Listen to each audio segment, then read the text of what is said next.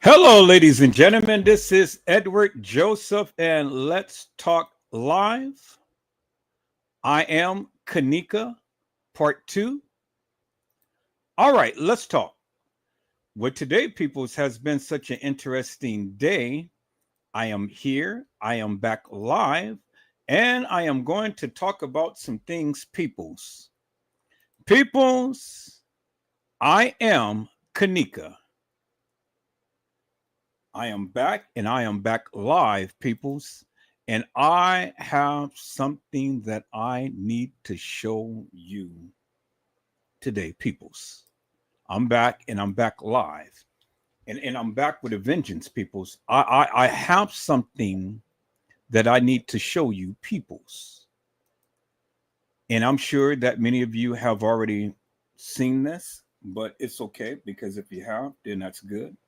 And if you haven't, then well, that'd be good too, because now you'll see it for the first time. But I said, I am back with a vengeance, peoples.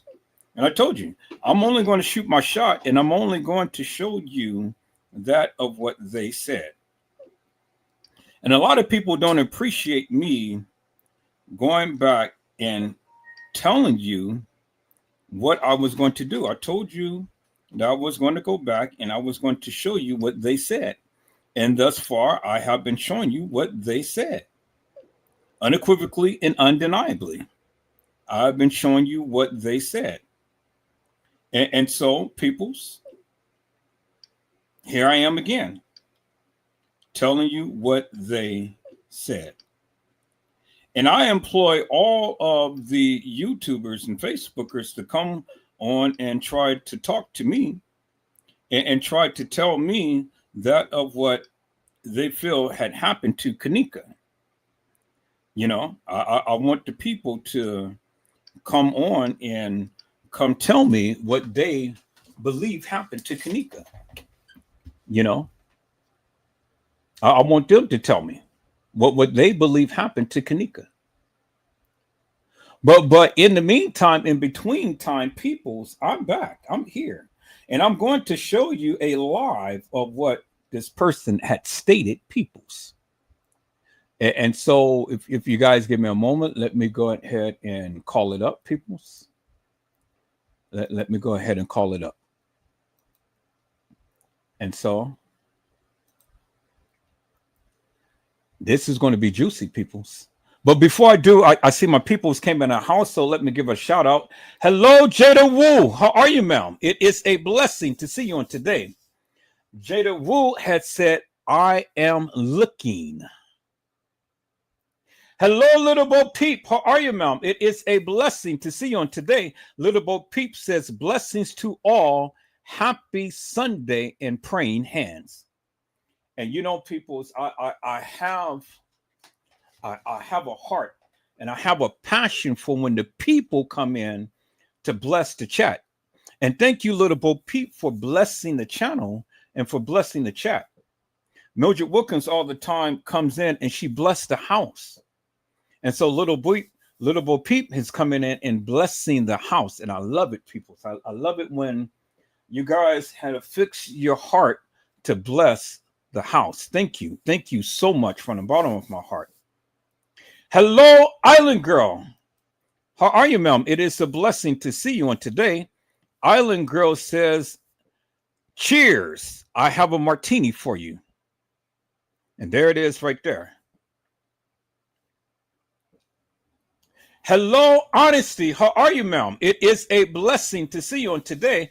Honesty had says, hello, Edward in chat. And then Little Bo Peep says, oh, wow. Hey, Island. Too happy to see you. All right, people. So now we got we got that all squared away. And so now, peoples, let me go ahead and let me give you my little surprise, peoples.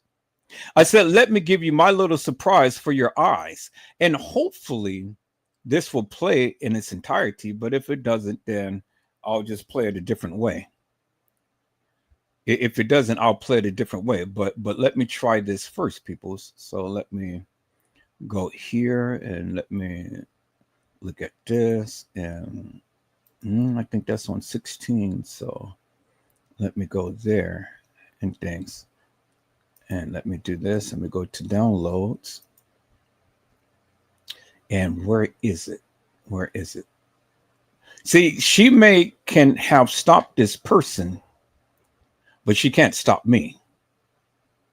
Did you hear what I said? I said she can stop this person, but she can't stop me. And so let's look and let's listen in to what this person had to say, peoples. And so let me see. I had just downloaded it. Just downloaded it. Let me see where it is, peoples. I just downloaded it. Let me see where it is. It's in one of these files. Okay, 16. It's in 16. And where is it? Let me slowly look through this here. Let's see.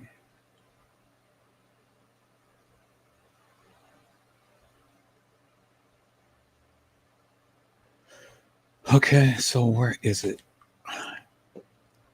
Let me go back to my home screen and take a look at it and see. Let me go back to my home screen, peoples. Okay, let me close this up. Let me go to my home screen.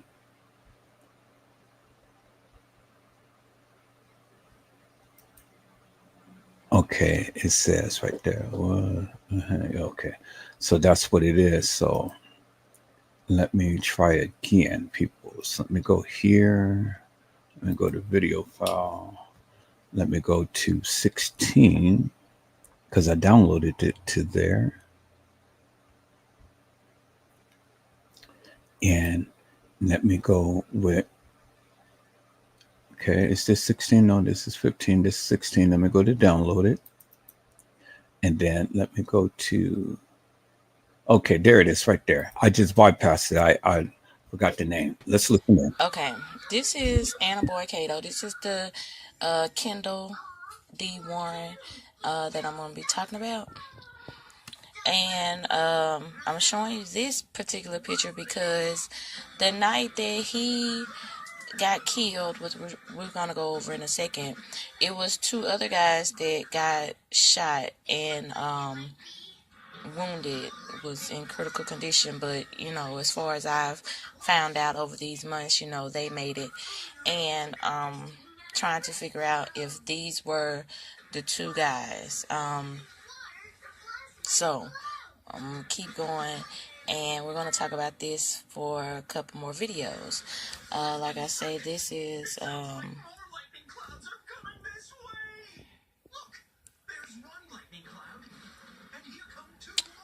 Boy Cato. Y'all have seen him around a lot. So now that I have pretty much introduced Anna Boy Cato to you all, yeah, I was being funny. Let's get into the good stuff. Okay, so Kendall D. Warren, aka Cato, Loso Way, whatever you want to call it. He was killed November the 16th. Now for those of you that really just follow and watch all my videos through the end, I'm quite sure y'all remember me saying something about witnessing something that happened in the basement and maybe not at the store on Kedzie Street and stuff like that. And a lot of people like what they said about her dad and blah blah blah. But when I came across this boy, because when you got on everybody's page, I don't know, if y'all was noticing that type of stuff in the beginning, but I was, because I've been working on this since like the beginning. It's been like Kanika and this guy, and then I lost my SD card with a lot of the stuff that I gathered with Cato on it. So now I'm gonna bring that to light because I'll show you in a minute. Let me just let y'all see what this say. He was killed in a near West Side shooting that left two other men critically injured early Sunday. That's why I was talking about the other two guys. The men were at a party in a basement apartment in the 800 block of South Oakley Boulevard when someone opened fire at 3:10 a.m. Sunday, police said. Warren, he was 24. Okay, shot multiple times in the face, died at John A. Stroger Jr. Hospital of Cook County. Authorities said his home address not immediately available, but I did find that, like I say, neither here nor there. 2 other men, 26 and 33, were critically wounded in the shooting. Police said nobody has been charged for the murder. Now, the thing that I've been trying to figure out is, if somebody was charged for the murder. I have not. I mean, this was just like a dead end case. I found little to nothing on this, and I promise you I've like really been digging, but the things that I have found I will show. Now let me show y'all something. Okay, first of all, let me say this. Black Cuban live, you can go subscribe to her, but she's the first person that just really put this particular video on YouTube. I saw this guy's page like maybe a month or so after the whole Kanika's case. So, this wasn't like really just new to me, but I'm kind of glad that people brought it out because people started asking questions. And like I said, this is Titus White. I done had been all on his page because I watched his lives and stuff. He was driving in the car and talking and just, but I was just, lurking when I come across all this. And I told y'all all the time, I don't post everything. But okay, that's Titus White. And like I said, she the first person that put this, and then like a whole lot of other people then start posting this video. And in some of the comments, they're asking questions like, well, it sound like, what does it sound like this person saying? It sound like they saying that, this, that, and the other. Who is Loso? What is Loso? All that stuff. Well, that's the part that I'm going to talk about, the whole Loso part. Now, in the live, the guy shows you the picture of Kendall. They had it on the pole. That's when Quita was walking up. But this is what I want to show you in this video.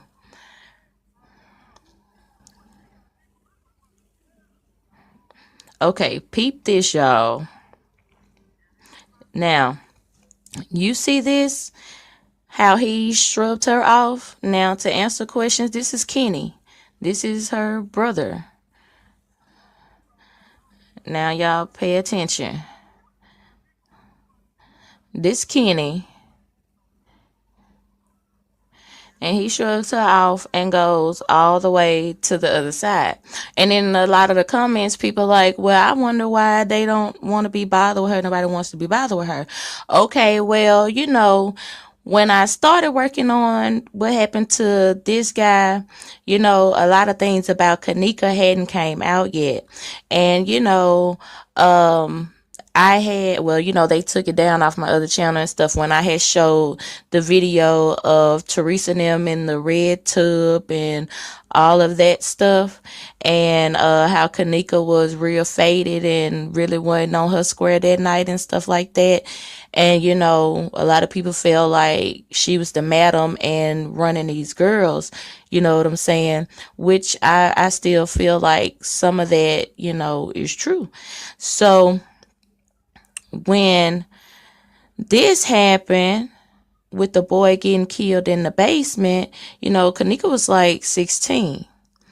And she was out, running streets because even back then she was posting pictures of the money and all that stuff. And now that it come out about her being a setup girl, well, at first we had got that Teresa was jealous of her daughter a long time ago. Like in the beginning, we had got that. We also had got rumors of the stepdaddy at the time, parentheses Lamont, messing around with Kanika. Okay. We got that too. So, people were asking questions like, well, is the mama, really jealous of the daughter, taking stuff out on the daughter because of this man? And that she posted more about that man than she did her daughter at one point in time, right after this happened. So back to the matter at hand. So to answer who is Loso, what is Loso, what they mean by that, they're talking about the whole Kato guy. All right, so they're talking about Anna Boy Kato. Is this gonna load up or not?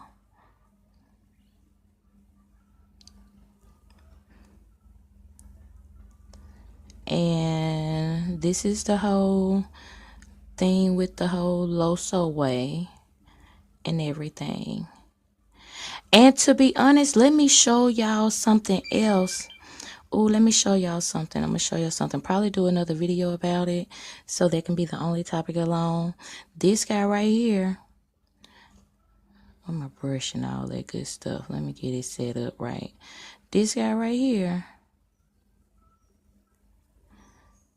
It looked like he was at that party at the hotel. Like he was caught on surveillance. Hang on, let me see something. Now, I don't know if, you know, it kind of look, I don't know. I don't know if this is the same person as that, but this person looks like the boy that was always with Kato. And he's in a couple other pictures. Let's go see. What's going on? Take that off. Come on. So, let's see what the dude I was talking about is. This dude right here.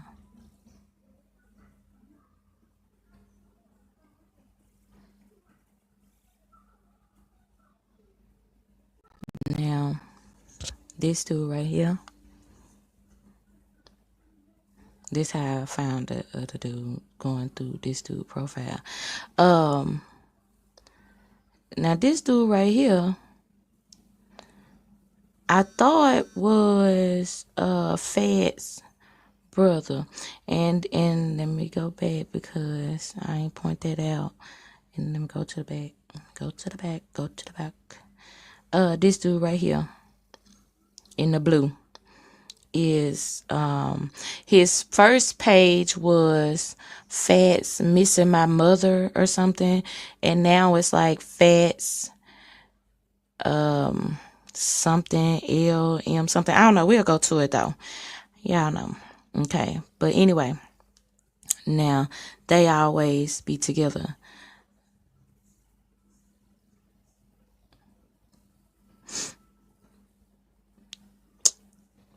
And I thought that they were brothers, but I'm not sure if they're brothers or not.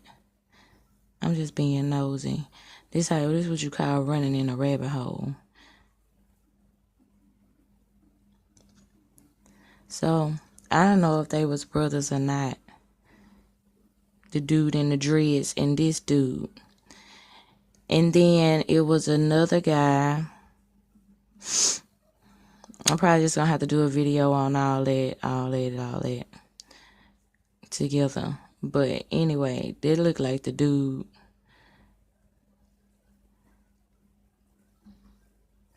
They look like the dude.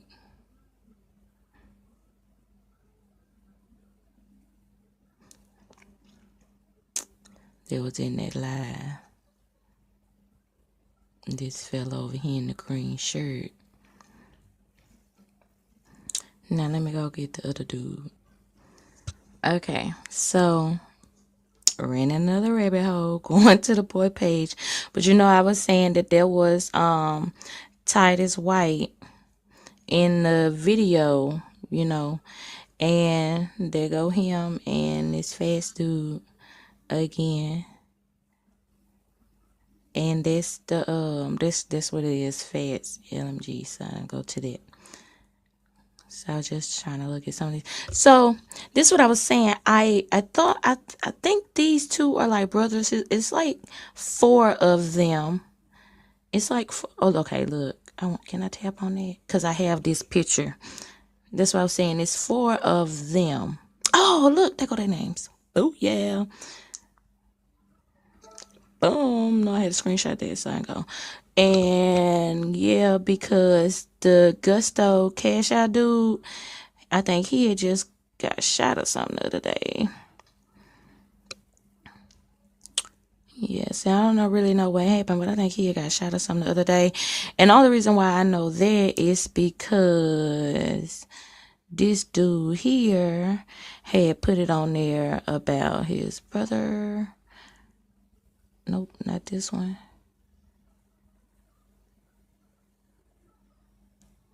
Wait a minute. Okay, wait a minute. This must be the other one. No, it was somebody else then. Let me see. It was the other dude. The one we just got through looking at. See, these are brothers right here, so I guess I was halfway about right. Okay, so wait a minute now. Hold the hell up. Hold up. We gonna figure this out together. Hold up. Now what that boy name just was? It was just in his pictures.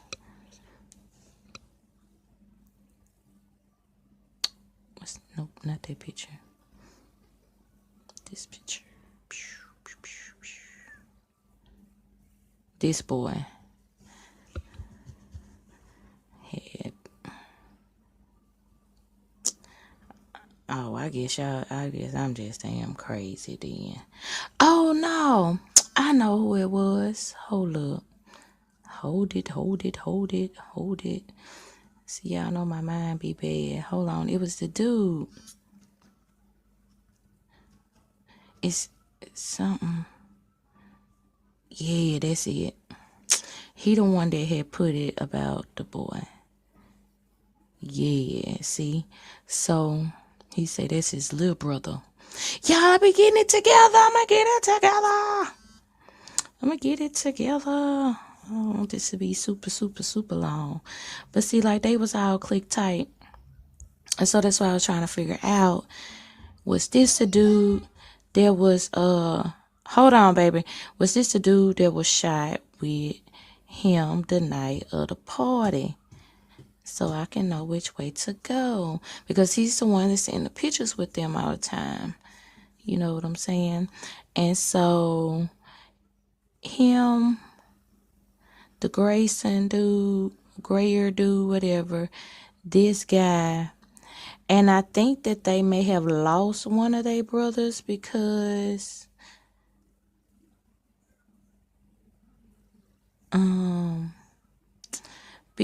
one has the boy and the mama on the pictures together. And I know we probably didn't run back and saw it, so but anyway, so yeah. So this is what I've been trying to put all these people together. Well, damn. So I feel like they all got something in cahoots together. You know what I'm saying? I feel like whatever happened to Kanika could have started from way back in 2014. Wait a minute. Because I'm finna have to go and check some stuff out. We're gonna be back, y'all. We'll be back. But that's what I want to show y'all about the Loso way, and see, and that's what I'm saying, y'all. Everybody has this boy. You know, they just as for Kanika, but this boy really like took the cake. You know what I'm saying? Like way back then. It's a lot of Loso way. Looks like I done seen him before. Somewhere on something.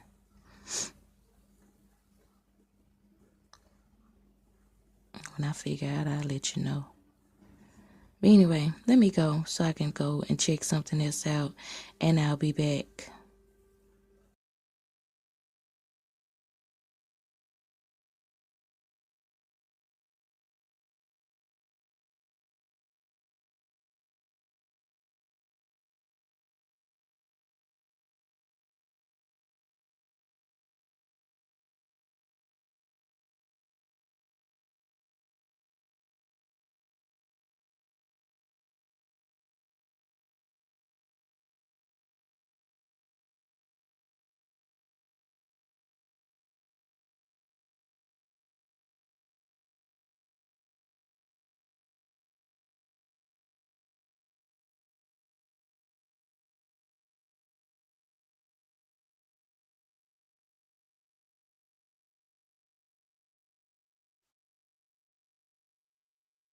Okay, peoples, I am back. Uh, I didn't think that the thing was going to cut up that quick, but it did. So, but I'm going to play the video back in just a moment. So I should be home in just about 2 minutes. So I see that there's limitations to me playing back a video within my program. So when I play these long videos, I got to remind myself I have to play it off my computer and I have to share my screen. For videos that is at least a minute or two, I can play it back within my screen or within my editing. I mean, within my streaming software. That's why you know you can you can hear it, but you can't see it. And so I got to be reminded of that. That it's only going to take um, videos that is going to be played back. Less than 2 minutes or more. But it's okay, people. I'll be home in just about a minute. And things. I'm going to play this Moni Stacks video back, and I'm going to share my screen so you can clearly see for yourself who the people she is talking about in things. Because again, every piece to the puzzle is bringing on a whole picture of everything and stuff. And so I don't discount anything. I don't discount what the people say. I just sit back and listen. And, if it makes sense, it makes sense. And if it doesn't make sense, well, then it doesn't make sense. But see, it's not up for me to decide for you what you believe. You got to make that decision for yourself. I'm just only here to just bring you my finding. And if you feel that of what Edward Joseph is sharing is something that is going to be worth noting, well, then, hey, take it for what it's worth and then utilize it for what it's worth and then move on.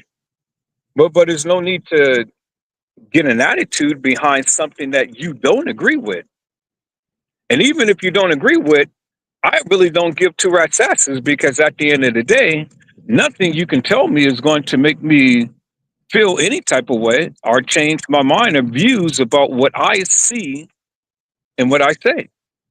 And that's just it. So save the attitude, but have some gratitude and listen and look at that of what I am presenting people's. Now, I'm sure many people is going to watch the live that I had did the first part and stuff, and you're going to find some surprising things in there. And so now I said, well, let me come back with the second part and let me go and let me share some of the things of what these other YouTubers has been saying. Because as I've been conversing with other YouTubers, they have bringing out a lot of things and stuff, and I really haven't seen it because, you know, some of these videos that I'm sharing, I've never seen before. I don't watch other YouTubers and things, but I just wanted to get a difference in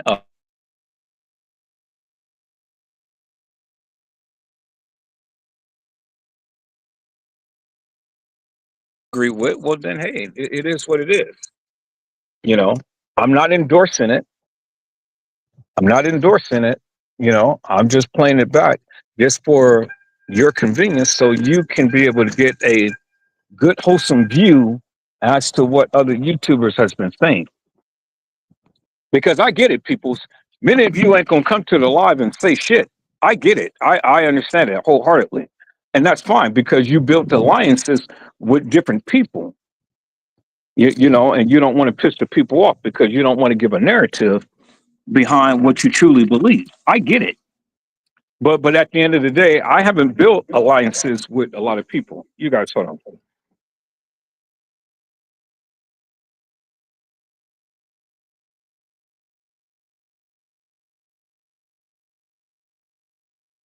All right, people, so I'm back. Let me share my screen. Let me cancel this out. Let me share my screen, and we're gonna watch this Moni Stack thing again.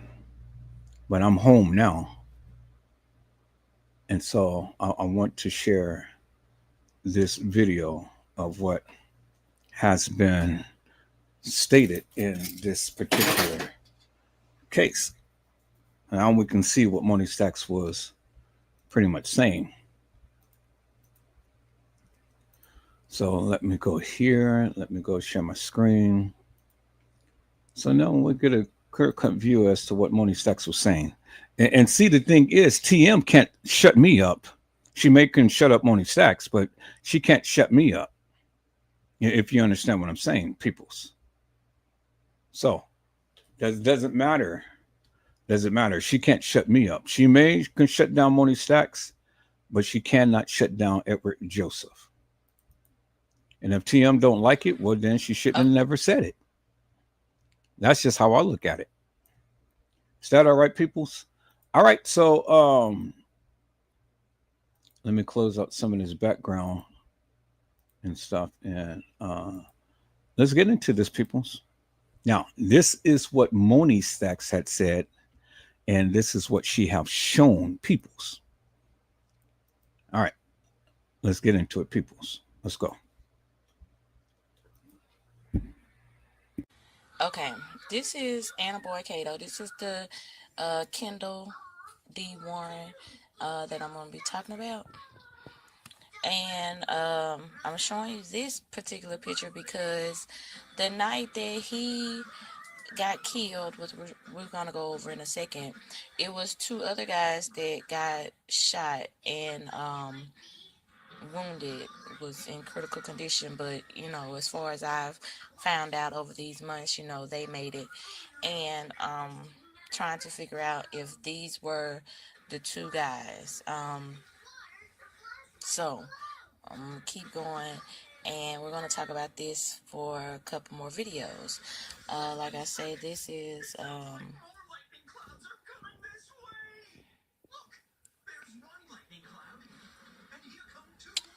Boy Cato. Y'all have seen him around a lot. So now that I have pretty much introduced Anna Boy Cato to you all, yeah, I was being funny. Let's get into the good stuff. Okay, so Kendall D. Warren, aka Cato, Loso Way, whatever you want to call it, he was killed November the 16th. Now for those of you that really just follow and watch all my videos through the end, I'm quite sure y'all remember me saying something about witnessing something that happened in the basement and maybe not at the store on Kedzie Street and stuff like that. And you know, a lot of people like what they said about her dad and blah blah blah. But you know, when I came across this boy, because when you got on everybody's page, I don't know, you know, if y'all was noticing that type of stuff in the beginning, but I was, because I've been working on this since like the beginning. It's been like Kanika and this guy, and then I lost my SD card with a lot of the stuff that I gathered with Cato on it. So now I'm gonna bring that to light because I'll show you in a minute. Let me just let y'all see what this say. He was killed in a near West Side shooting that left two other men critically injured early Sunday. That's why I was talking about the other two guys. The men were at a party in a basement apartment in the 800 block of South Oakley Boulevard when someone opened fire at 3:10 a.m. Sunday, police said. Okay, hold on for one moment. Let me see if this is the actual. Okay, so this is the actual thing that she did on her. Okay, so I'm going to have to share it. I'm going to have to share it directly from the website. I don't know why it's stalling like that and stuff, but you know, as far as I'm going to have to share it directly from the website. So let me do this. Let me go ahead and delete this. I don't know why it's doing that, but it's doing that. So I'm going to delete that. I'm going to go back to here, and I'm going to delete that out my downloads on here, and then I'm going to recopy that. So let me go directly here. Because sometimes it works, sometimes it don't. So I don't know why it's doing this now, but it's okay. We're going to get it right. So let me delete it there.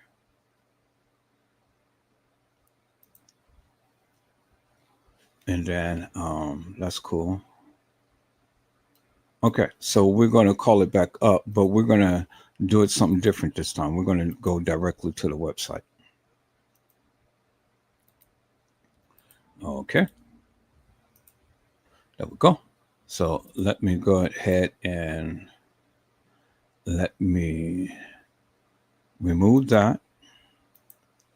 Let me go ahead and share my screen this way. And let me go directly to the website right there. There we go. Now, let's watch this from the website directly, peoples. But before I do that, let me go ahead and I see my people came in. Let me give a shout out to Hello Mello. How are you, my friend? It is a blessing to see you on today. Mello had said, "What's up, bro, Ed? Hey, everyone in the chat. Honesty, what's up, shorty?" And Honesty had says, "Hello, Mello." And Mello comes back with a salute. All right, peoples. Let's now we should be able to see what she had shown. So let's get back into this. Let's go, peoples. Let's go. Okay, this is Anna Boy Cato. This is the Kendall D. Warren that I'm going to be talking about. And I'm showing you this particular picture because the night that he got killed, which we're going to go over in a second, it was two other guys that got shot and wounded, was in critical condition. But as far as I've found out over these months, they made it. And trying to figure out if these were the two guys. So keep going, and we're going to talk about this for a couple more videos. Like I say, this is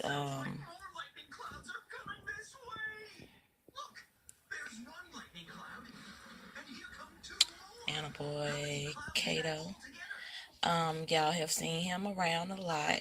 So now that I have pretty much introduced Anna Boy Cato to you all, yeah, I was being funny. Let's get into the good stuff.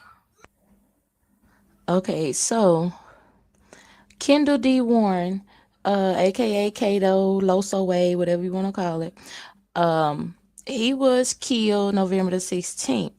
Now for those of you that really just follow and watch, I'm quite sure y'all remember me saying something about witnessing something that happened in the basement and maybe not at the store on Kedzie Street and stuff like that. And a lot of people like, well, they said about her dad and blah blah blah. But when I came across this boy, because when you got on everybody's page, I don't know, if y'all was noticing that type of stuff in the beginning, but I was, because I've been working on this since like the beginning. It's been like Kanika and this guy, and then I lost my SD card with a lot of the stuff that I gathered with Cato on it. So now I'm gonna bring that to light because I'll show you in a minute. Let me just let y'all see what this say. He was killed in a near West Side shooting that left two other men critically injured early Sunday. That's why I was talking about the other two guys. The men were at a party in a basement apartment in the 800 block of South Oakley Boulevard when someone opened fire at 3:10 a.m. Sunday, police said. Warren, he was 24. Okay, shot multiple times in the face, died at John A. Stroger Jr. Hospital of Cook County. Authorities said his home address not immediately available, but I did find that, like I say, neither here nor there. Two other men, 26 and 33, were critically wounded in the shooting. Police said nobody has been charged for the murder. Now, the thing that I've been trying to figure out is, if somebody was charged for the murder. I have not. This was just like a dead end case. I found little to nothing on this, and I promise you I've like really been digging, but the things that I have found I will show. Now let me show y'all something. Okay, first of all, let me say this. Black Cuban live, you can go subscribe to her, but she's the first person that just really put this particular video on YouTube. I saw this guy's page like maybe a month or so after the whole Kanika's case. So, this wasn't like really just new to me, but I'm kind of glad that people brought it out because people started asking questions. And like I said, this is Titus White. I done had been all on his page because I watched his lives and stuff. He was driving in the car and talking and just, but I was just, you know, lurking when I come across all this. And I told y'all all the time, I don't post everything. But okay, that's Titus White. And like I said, she the first person that put this, and then like a whole lot of other people then start posting this video. And in some of the comments, they're asking questions like, well, it sound like, what does it sound like this person saying? It sound like they saying that, this, that, and the other. Who is Loso? What is Loso? All that stuff. Well, that's the part that I'm going to talk about, the whole Loso part. Now, in the live, the guy shows you the picture of Kendall. They had it on the pole. That's when Quita was walking up. But this is what I want to show you in this video.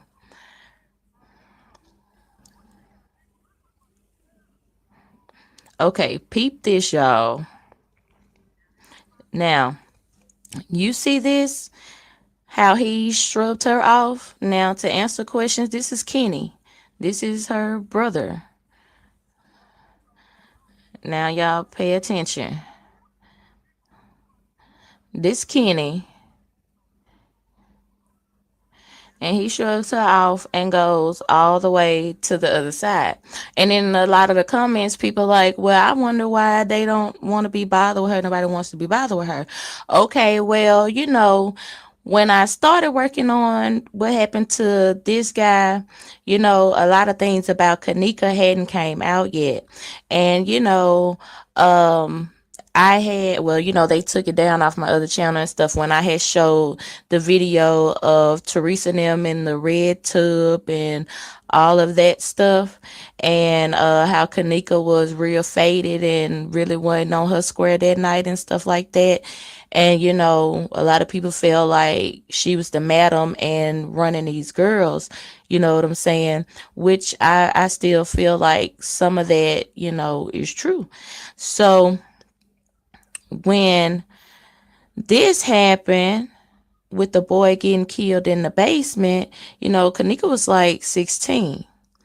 And she was out, running streets because even back then she was posting pictures of the money and all that stuff. And now that it come out about her being a setup girl, well, at first we had got that Teresa was jealous of her daughter a long time ago. Like in the beginning, we had got that. We also had got rumors of the stepdaddy at the time, parentheses Lamont, messing around with Kanika. Okay. We got that too. So, people were asking questions like, well, is the mama, really jealous of the daughter, taking stuff out on the daughter because of this man? And that she posted more about that man than she did her daughter at one point in time, right after this happened. So back to the matter at hand. So to answer who is Loso, what is Loso, what they mean by that, they're talking about the whole Kato guy. All right, so they're talking about Anna Boy Kato. Is this gonna load up or no?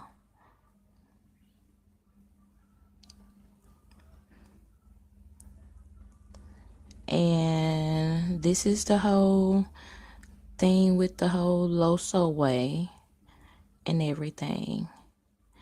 And to be honest, let me show y'all something else. Oh, let me show y'all something. I'm going to show you something. Probably do another video about it so that can be the only topic alone. This guy right here.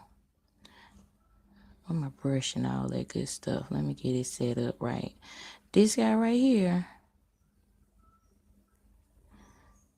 it looked like he was at that party at the hotel, like he was caught on surveillance. Hang on, let me see something. Now, I don't know if, you know, it kind of look, I don't know. I don't know if this is the same person as that, but this person looks like the boy that was always with Kato. And he's in a couple other pictures. Let's go see. What's going on? Take that off. Come on. So, see what the dude I was talking about is. This dude right here.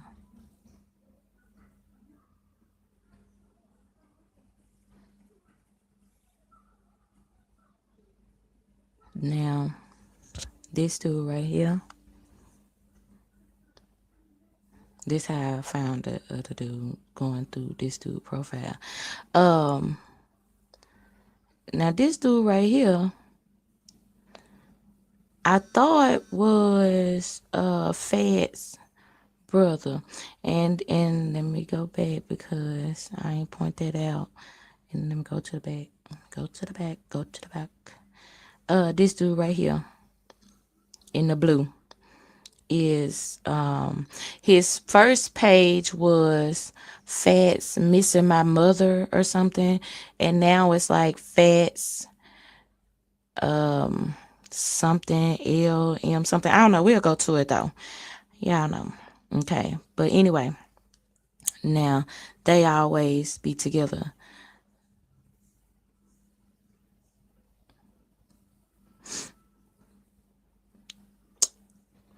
And I thought that they were brothers, but I'm not sure if they're brothers or not. I'm just being nosy. This is what you call running in a rabbit hole. So I don't know if they was brothers or not. The dude in the dreads and this dude. And then it was another guy. I'm probably just gonna have to do a video on all that together. But anyway, they look like the dude.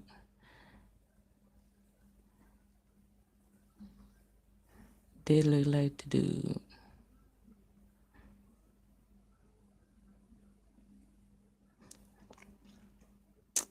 That was in that live. This fella over here in the green shirt. Now let me go get the other dude. Okay, so ran another rabbit hole going to the boy page. But I was saying that there was Titus White in the video, and there go him and this fast dude again. And that's the that's what it is, Fats LMG. So I go to that. So I was just trying to look at some of these. So this is what I was saying. I think these two are like brothers. It's like 4 of them. It's like okay, look. Can I tap on that? Because I have this picture. That's what I was saying. It's 4 of them. Oh, look, there go their names. Oh yeah. Boom. No, I had to screenshot that so I go. And yeah, because the Gusto Cash Out dude, I think he had just got shot or something the other day. Yes, I don't really know what happened, but I think he had got shot or something the other day.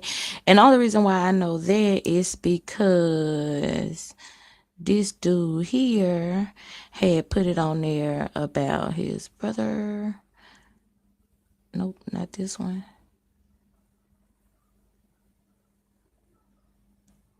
Wait a minute. Okay, wait a minute. This must be the other one.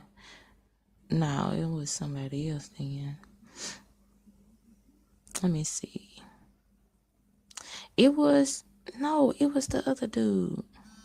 The one we just got through looking at.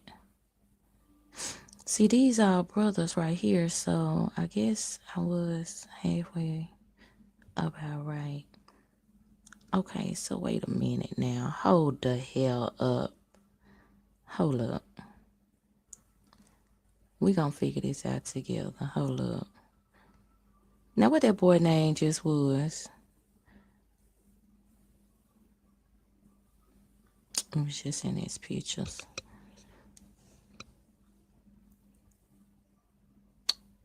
Nope, not that picture. This picture. This boy. Head. Oh, I guess I'm just damn crazy then. Oh no. I know who it was. Hold up. Hold it. See, y'all know my mind be bad. Hold on. It was the dude. It's something. Yeah, that's it. He the one that had put it about the boy. Yeah, see? So he said that's his little brother. Y'all be getting it together. I'm gonna get it together. I don't want this to be super long. But see, like they was all click tight. And so that's what I was trying to figure out. Was this the dude that was hold on, baby. Was this the dude that was shot with him the night of the party? So I can know which way to go. Because he's the one that's in the pictures with them all the time. You know what I'm saying? And so him, the Grayson dude, grayer dude, whatever, this guy. And I think that they may have lost one of their brothers because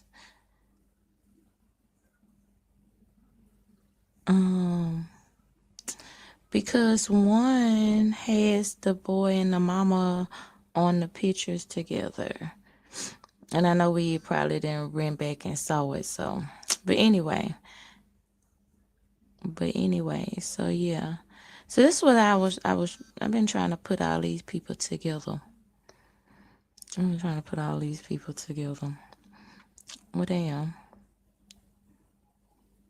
So I feel like they all got something in cahoots together.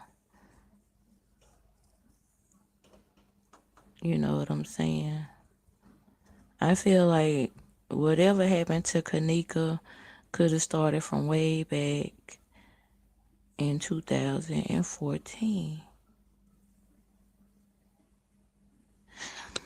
Wait a minute. Because I'm finna have to go and check some stuff out. We're gonna be back, y'all. We'll be back. But that's what I want to show y'all about the Loso way, and see, and that's what I'm saying, y'all. Everybody has this boy. You know, they just as for Kanika, but this boy really like took the cake. You know what I'm saying? Like way back then. It's a lot of Loso way. Looks like I done seen him before. Somewhere on something.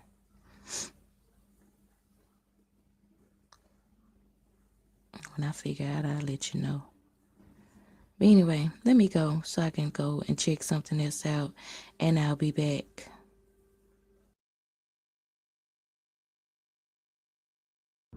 It was the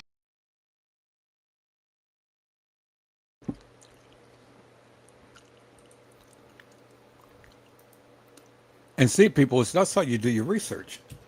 That's how you do your research. You know, you get in there, you look at one post, and then you go to another post, and you start connecting pictures, and that's when you start connecting the dots. So you know, you do your research. That's how you connect the dots. And see, I don't know all of these people, but I do know what I know.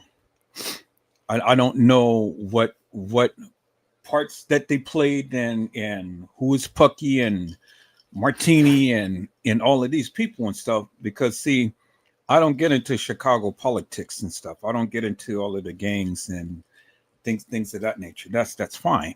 I don't need to. That's you guys' job. You guys know all of that. I just connect the dots to where I can connect the dots. And so when you see the Wilson brothers in the hallway at the time and they were there at the establishment, you can't say and you cannot deny that they wasn't there, because they were.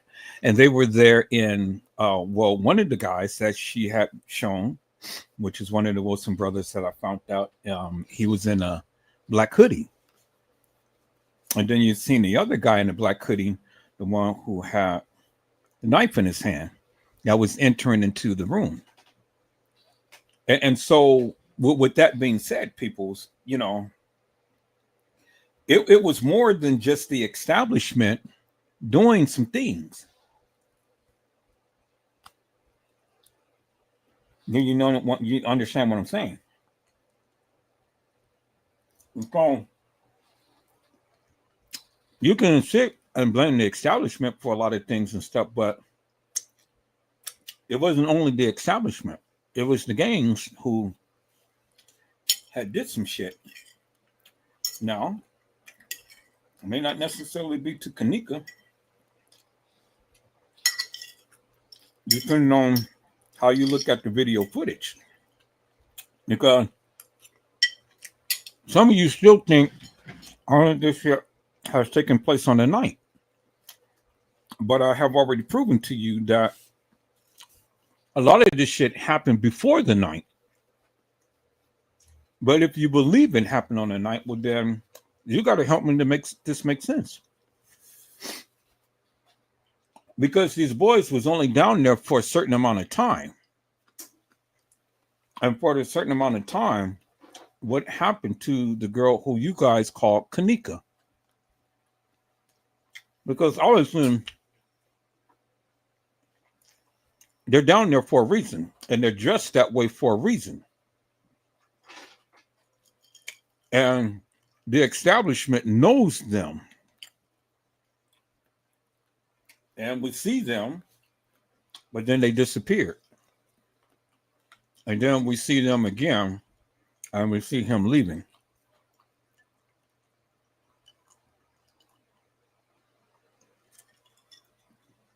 And just because you don't see everything on video camera doesn't mean that different things didn't happen. And this is where you guys get lazy, because you guys can't connect shit. Because you listen to all of these different people. They give you all of these different narratives, but yet they can't connect the dots like I can. I've connected the dots. This last past live of what I've shown you, I've unequivocally and undeniably connected the dots. You know? And that's something that the YouTubers cannot deny. Even if they wanted to, they can't deny, because they can't debunk me upon what I have just shown on the last live. And I've shown you what TM had said. I've shown you what the kids had said. I've shown you what the dispatch had said. I've shown you what the kids has done throughout my whole entire time of ever talking about the Kanika Jenkins case. And so if you believe that all of this madness happened on the night, well, then that's fine. You just believe that. But you can't prove it. You can't prove what you believe. I've proven what I have believed and what I have been saying. You can't do it. And if you can do it, well, then come to my live and then prove to me and then prove to the rest of the people that's watching. But you know you can't. And this is why many of you sit back and sit silently in things. See, I haven't forged a bond and I haven't forged an alliance with the YouTubers and stuff. And they know where I stand. I'm going to stand with what I stand upon, and I'm going to say, and I'm going to show what I say and what I show, and I'm going to always back it up. But they can't. They say that they did a lot of research. They said that this and that and the other. But then when you really start to break it down for that of what they believe, They can't prove it. Beyond a reasonable doubt, people, they can't prove it.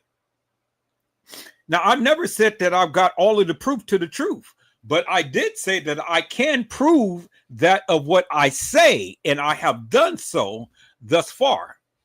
And I have yet to have a YouTuber come and debunk me. So again, you don't have to believe what I say, peoples, and that's fine. I'm not asking you to, but I need you to do what Moni Stacks had did, what I have done.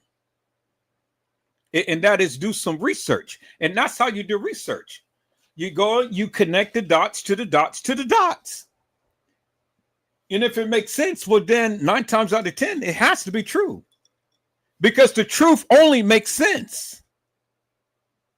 Lies don't make sense, peoples. Truth does. And the truth stands on its own and it needs no help. And this is why I challenge all of the YouTubers and stuff that ever talked about this case. You know, come and shoot your shot and come prove yourself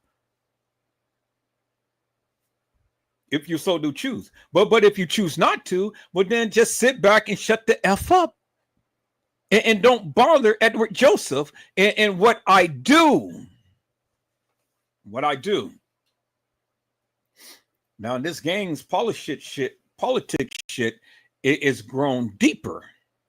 Now, you can't ignore all of the things that has been said amongst the people, because the people said that Kenneka was a setup queen. I don't know how true that is, peoples, because I don't know Kenneka like that. They do. But if they said it, well, then they said it. And so now it's time to prove that Kenneka was a setup queen. So how did we prove that? Well, we do what Moni Stacks did. We go and we look at all of the different people who they brought up and things and see what the other life is that they don't want you to see of Kenneka Jenkins, people. You know?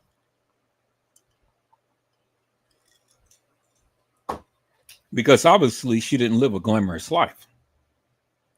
And as you can see on Loso Day, her own brother, Kenny, had dissed her. He dissed her. And all of the other people looked at her. And I know she felt some type of way. It was like, well, goddamn, my own flesh and blood is doing this to me. Okay. Well, F you too, brother, is what Kenneka is saying. People, let's take a look at Loso Day. Let's look at that video, Loso Day, and let's revisit that and see if we can get a little bit more clarity out of what we see. Now, Moni Stacks did an excellent job in breaking that down and telling you who the people is and things like that. Like I say, I don't know these people's names. I don't know Chicago politics like that. And I don't have to know Chicago politics like that in order to shoot my shot about this case. I don't have to know every single person. I don't have to know who Pucky, Chucky, Ducky, and Fucky is. Because as far as I'm concerned, F them, all peoples. And no, I'm not Diddy. But I do have pity for them. Because see, all of these Negroes, they wants to get into all of these gangs and stuff, and they wants to act bad. But once they get shot in it, they don't know Jesus. They're going to hell. And they're going to burn for all eternity. All because they want to sit their little black, nonchalant asses and do all of this crazy shit and taking people's lives and things like that. And so now when their life is taken, you're only just a distant memory. And if the people don't think about you, well, then nobody know who you is or who you were. Do you understand what I'm saying, people? See,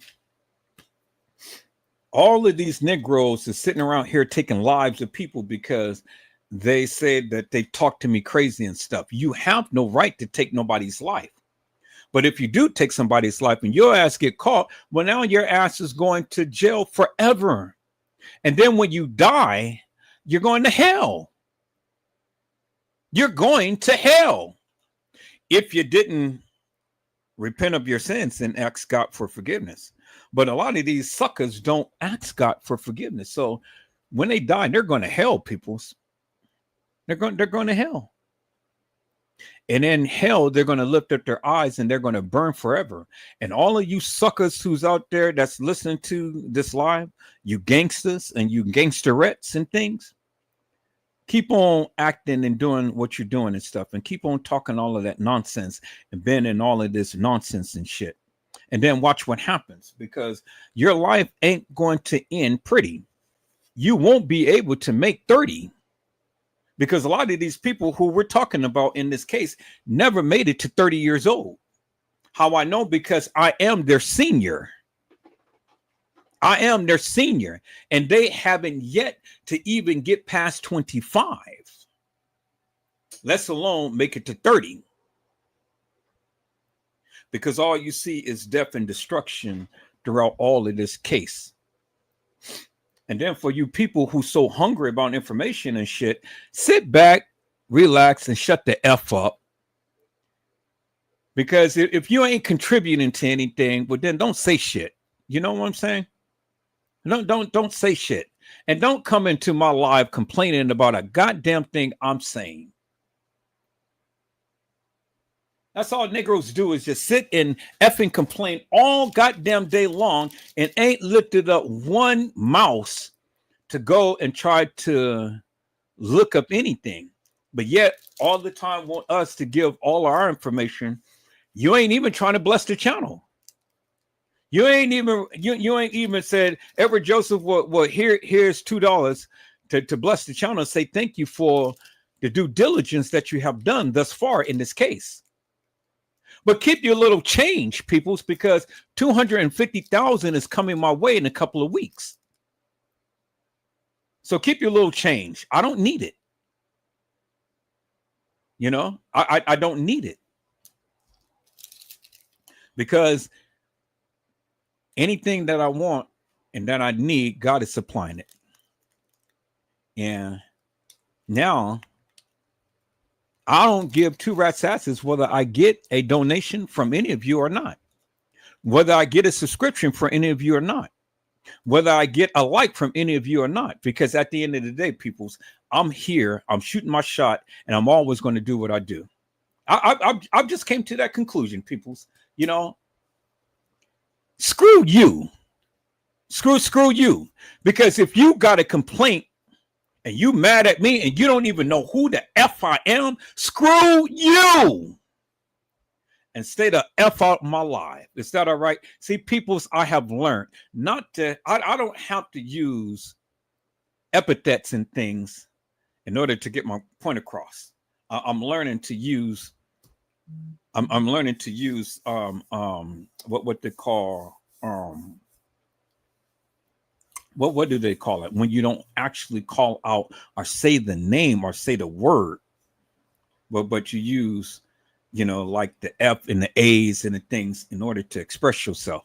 I'm learning not to just come right out and use epithets. I'm learning that. So, you know, I'm changing, and I'm changing for the better. But I'm always going to stand 2 toes down with what I say, regardless. You know, ain't nobody going to give it to you the way that I'm giving it to you. They're never going to do it. They're all the time going to mumble under their breath and talk about me behind my back and stuff. They never said it in my face. Fly your ass down to California and say it in my face, and then let's see. And I'll give you a free ticket to do it too, peoples. You ready to come confront Edward Joseph? I'll give you a free ticket to do it. And let's see what you got. Suckers sucks on lollipops. And suckers all the time got something stuck up in their mouth and stuck up their a-hole. Because that's what suckers do. Suckers can't come to the live and present anything of substance, but they all the time got their mouths open. You ain't nothing but a lollipop. I see my peoples had come into the chat, and so I'm going to go ahead and let me give a shout out to hello, Jenna, to you, B. How are you, ma'am? It is a blessing to see you on today. Jenna, to you, B had says, greetings, Edward. And then my other people had says, Mello has says, hey, Gina. Gina had says, Island Girl 82, Honesty, Kelly, and Jada. And then greetings, Mellow. And then Honesty says, Gina, to you, and she put a smiley face on. And then Island Girl is blessing me with a cocktail. Yes, I need a cocktail right about now, peoples, because it's time for me to ramp it up even more so than what I have been doing. You know, it's time for me to ramp it up. And I know TM is watching. I love you, TM, with your big, gigantic brown round. You thick, baby girl, and I love you dearly. But I got to talk about you because, like I said, I'm not over you. You broken my heart because you didn't even shout out my name. You shout out Ransom News, but you didn't shout out Edward Joseph. And for that, I will never forgive you for it. I'll never forgive you for it. And I'll never forget. Now, people, is that too harsh not to forgive TM for not shouting out my name? Now, if you people really think that I'm so worried and concerned about TM shouting out my name, you stupid. You know, you stupid. And I'm never going to be one that is going to be that serious, people. So I got to learn to forgive. So I forgive you, TM, but I ain't going to forget. Now, I love your big, juicy brown round, but damn, baby girl, you hurt my heart. You broke my heart. It's just like being in a relationship and getting and breaking up. TM couldn't even call out my name. You know that song, Say My Name, Say My Name. Well, I just want TM to just say my name. But damn, it's okay. If she don't want to talk about me, I'll talk about her. And hopefully I can bring her out to talk about me. You know what I'm saying, peoples? Hopefully I can bring her out to talk about me at some point in time. Just say my name and give me some fame. Is that all right, TM? Give me some fame, baby girl. I'm in your corner, man. I protected you for 3 years, and I'm still talking about you. I just made a live, and I said TM is innocent. Did you see the live, TM? I made a live about you, and I said that you are innocent. But the people didn't believe me, so, you know. But I gave it a shot. I called you out, TM. I told the people that you are innocent. Now, if you're guilty of sin, well, you already know you won't get in. But I did my best, TM. I tried my best to put you in a good light and to showcase you and to tell the people you ain't had nothing to do with this. But the more we keep digging, everything continues to keep leading back to you. And why is that, Tim? Why is it that everything is leading back to you? Man, you know, you sat over here and you talked about Moni Sachs and things. I'm kind of like, why are you on Moni Sachs? Why are y'all over there threatening this girl's family like that? You sitting up here talking about you don't want nobody to talk about your family, Tim, but you over here on Moni Sachs' family. You all on there and telling her, hey, you know, I'm going to get your daughter and stuff.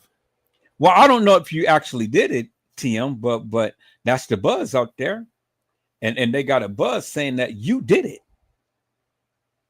So, like I said, I don't know how true that is, TM. I don't know how true that is, but hey. If you did, TM, then That was wrong of you to do. But if you didn't, well then, you know, you know. All right, people. So we're gonna get in here real quick. We're gonna get a little bit more commentary from Moni Stacks and stuff, and we're gonna see what Moni Stacks has to say. Like I said, I want to give everybody a shot and try to give everybody a voice on this channel, whether they come on or not. We're going to see what they had to say, peoples. I said we're going to see what they had to say.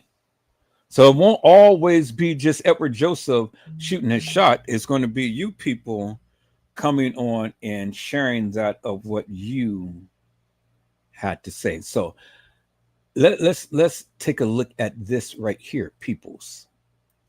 Let's take a look at this. This is what Moni Stacks had said, peoples.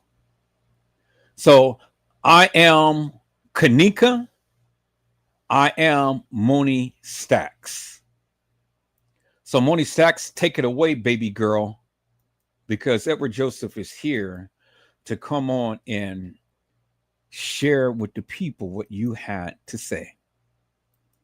Moni Stacks.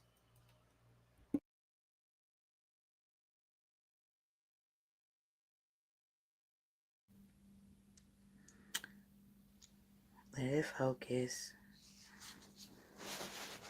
Okay, 84121. Is it gonna focus? There we go. 84121.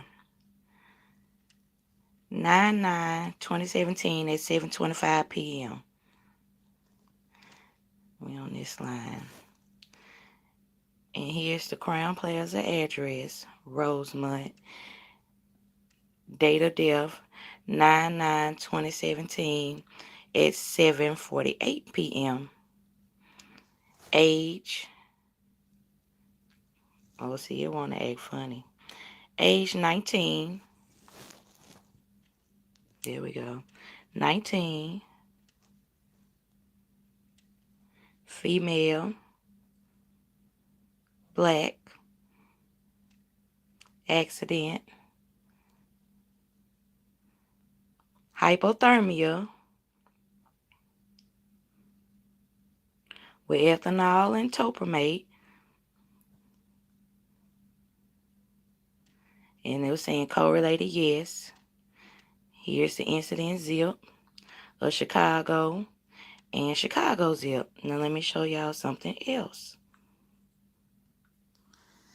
So I couldn't screenshot or whatever off the other device, but just so happened I never clicked out of it.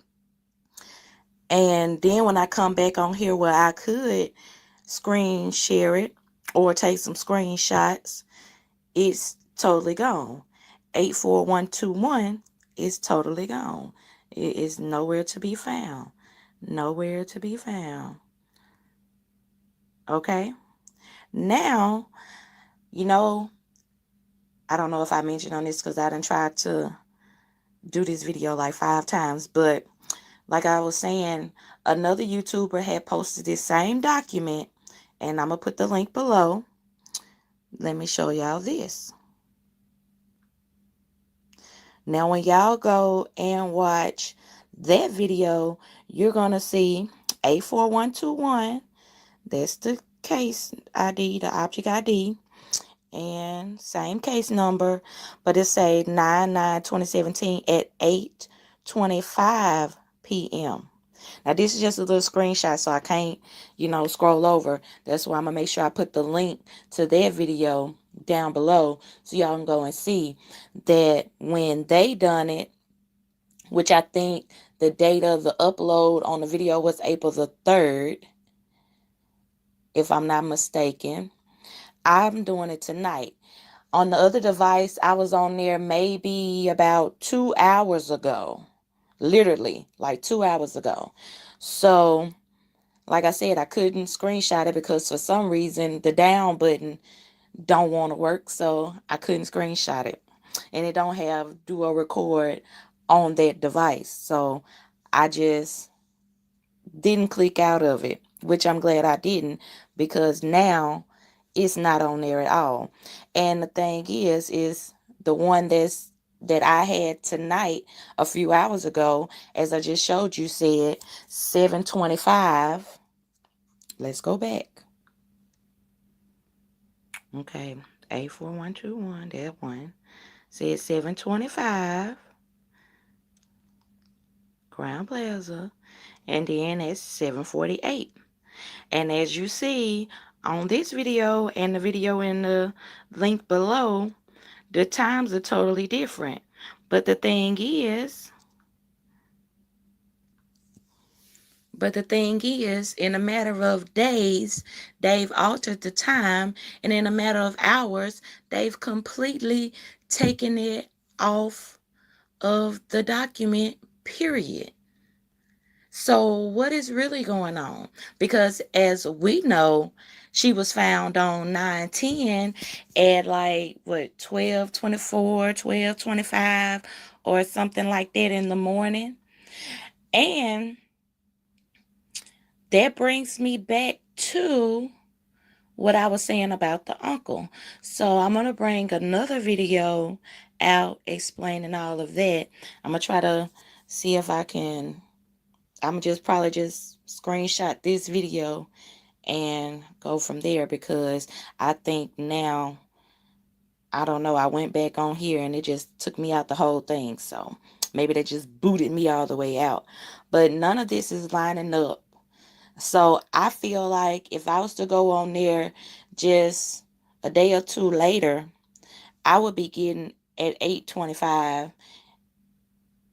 You know, I mean, I feel like it wouldn't change. It would be the same time. But as I went on there tonight, it was at 7. And then hours later, it was gone.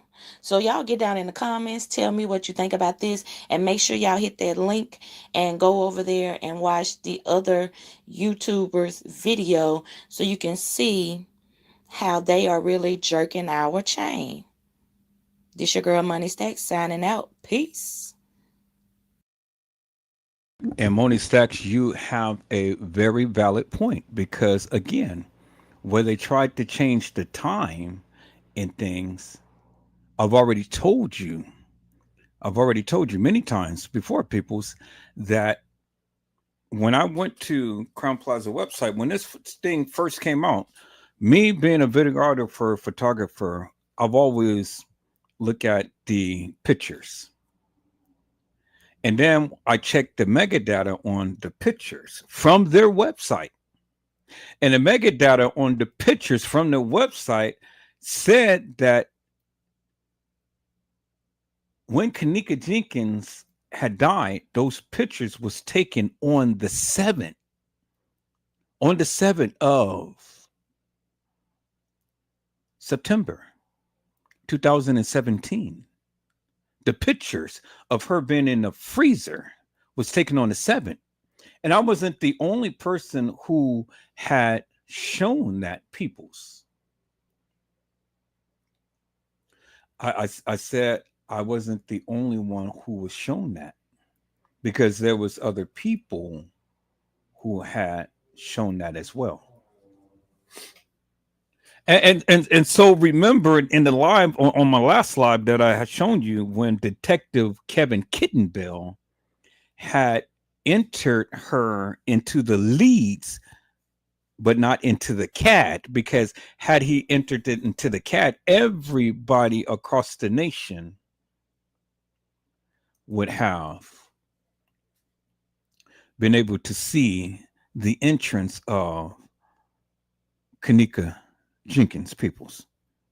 He entered it into the leads and he dismissed the case in the leads, as you heard.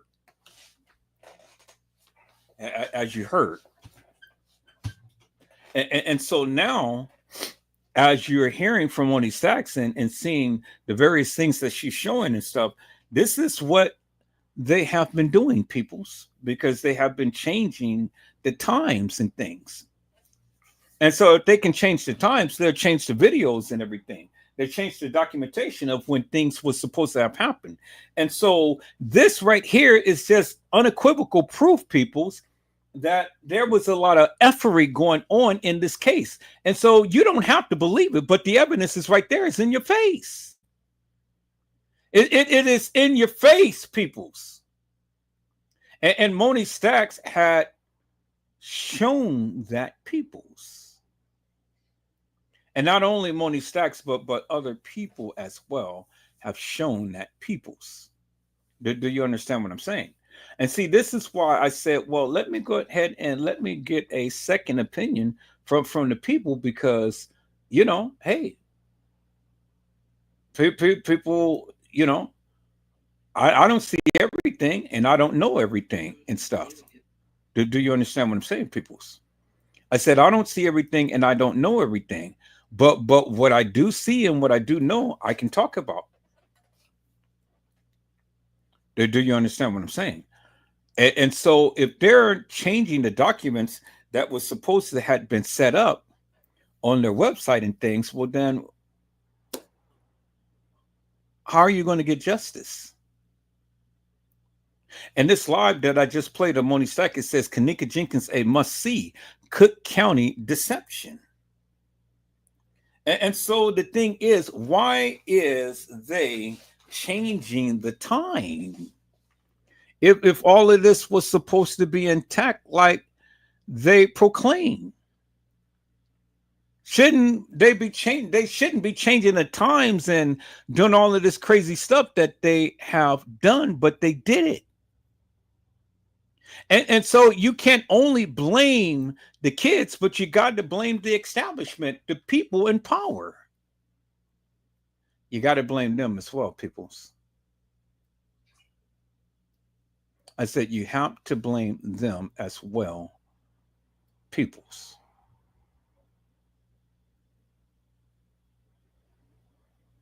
You got to blame them as well, because they are guilty peoples. They're guilty. They're guilty of sin. They're guilty of sin. And so this is why I've always go in.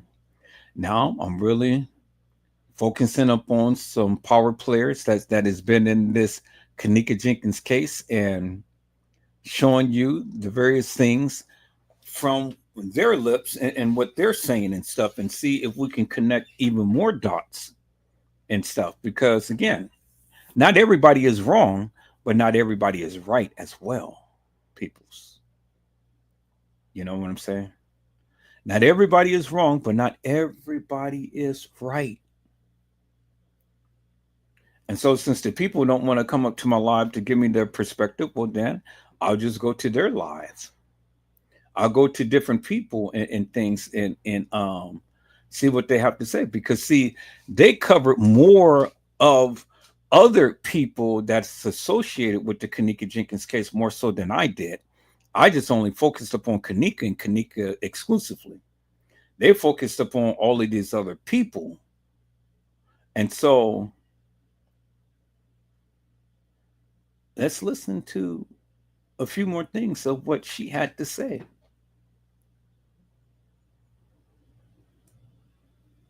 So let's look at what Moni Stacks had to say, peoples, upon this right here. Come on, Moni Stacks. Shoot your shot, man.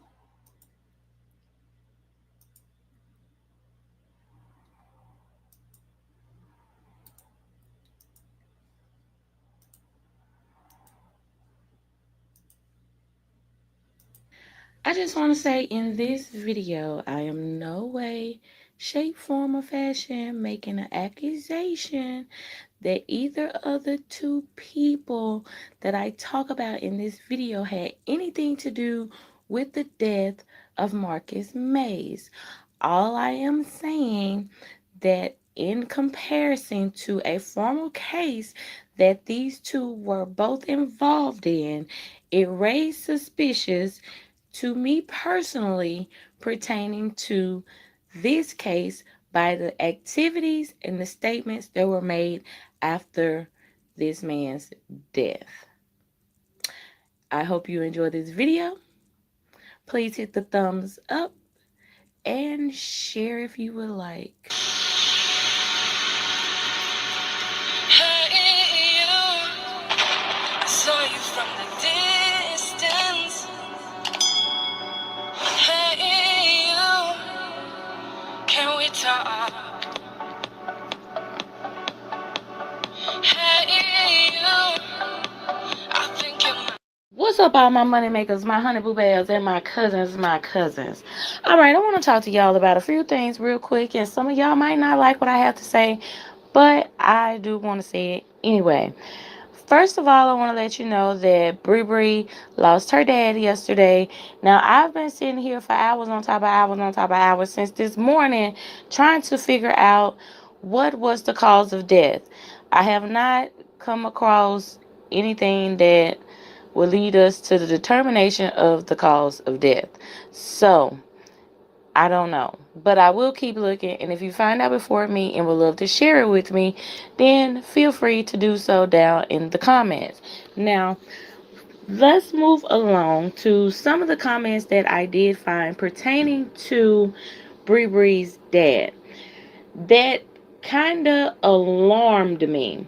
And we're going to get into some more of this, but just pertaining to the Kenneka Jenkins case, and that, you know, some of the cars was read from UT. Y'all know, shout out to UT.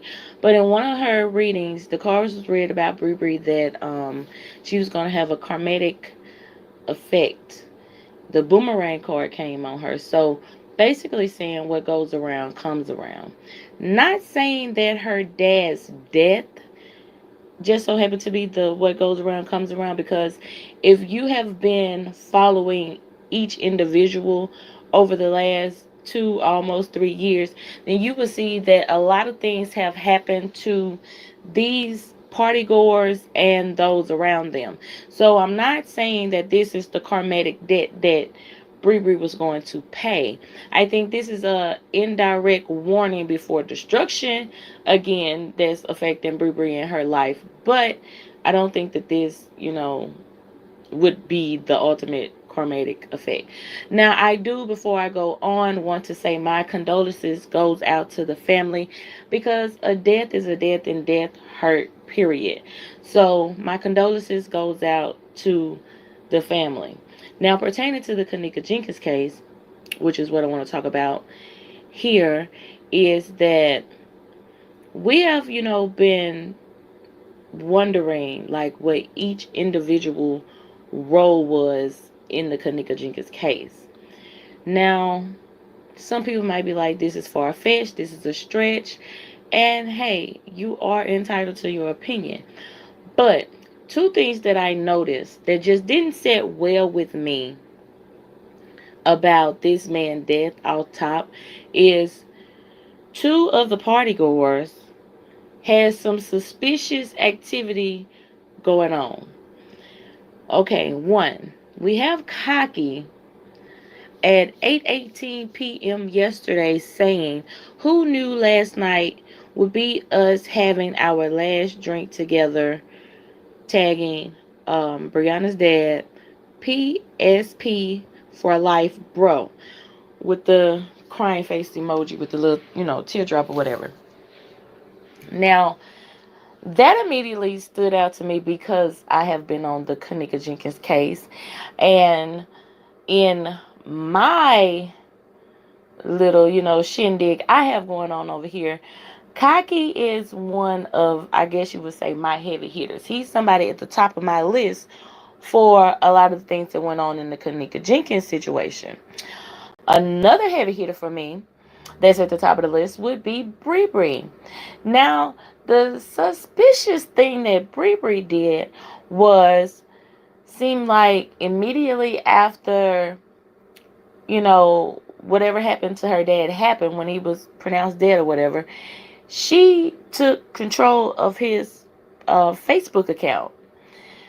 And under, you know, one of the comments that I read on his Facebook, someone was asking like basically who was in control of the account. And excuse me. And it wound up being Bree Bree. Now, I'm not saying that Cocky, couldn't spend time with his people, you know what I'm saying? And then, like, who knew that this was going to happen? My eyebrow was raised because I'm still stuck on Cocky and Kanika's mom only having these tickets from the 6th, regardless of all those tickets that everybody got here and there. My big issue, was what was going on with that. And I feel like he is, he got a lot more to him than what people have brought to surface or think that he do.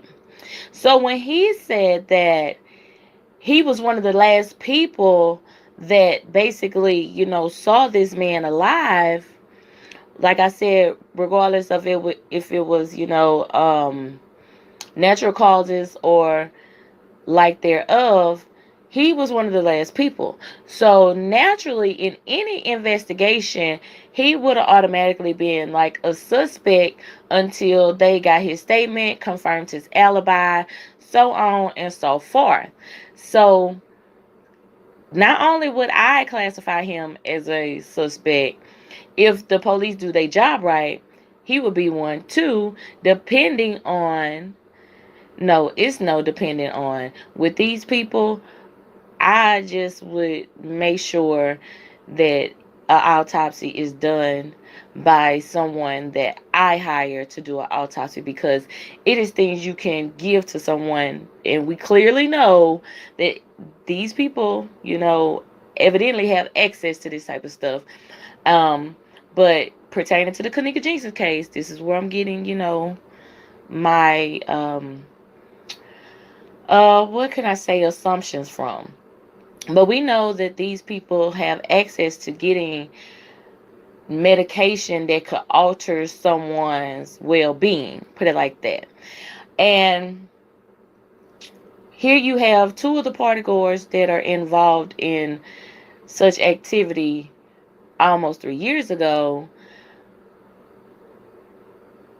are the last people that had contact with somebody that yet died again, that was yet close to someone. Like, is it a lot of sacrificing going on? Like, I'm trying to make sure y'all get what I'm saying here. I'm not, making any accusations or anything. All I'm saying is, if this was to be investigated, these are the type of things that I feel properly investigating the situation would bring you to.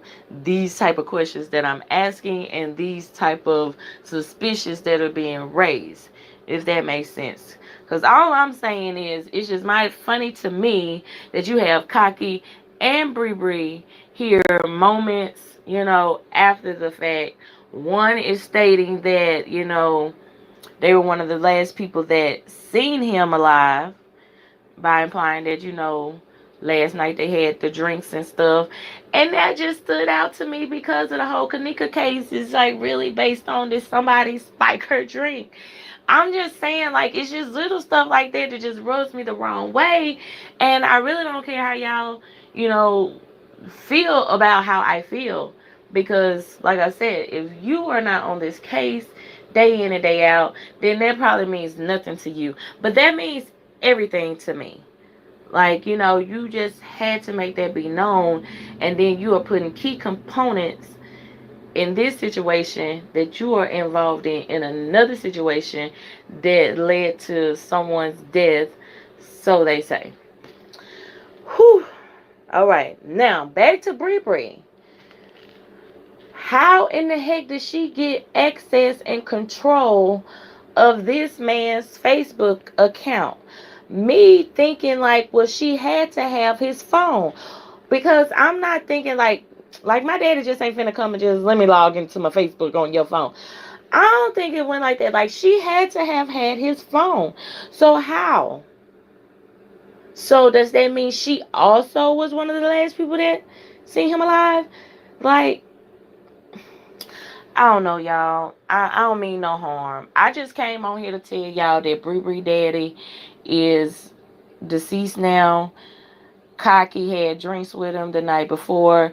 Bree Bree had access to his account hours later, and something just made me feel eerie on the inside. I'm just saying. I'm just saying because just okay. Y'all get down in the comments. Let me know what y'all think about all of this, and yeah, that's we just what we gonna do. Okay, yeah. This your girl Money Stacks, and I'm signing out. Smooches, peace.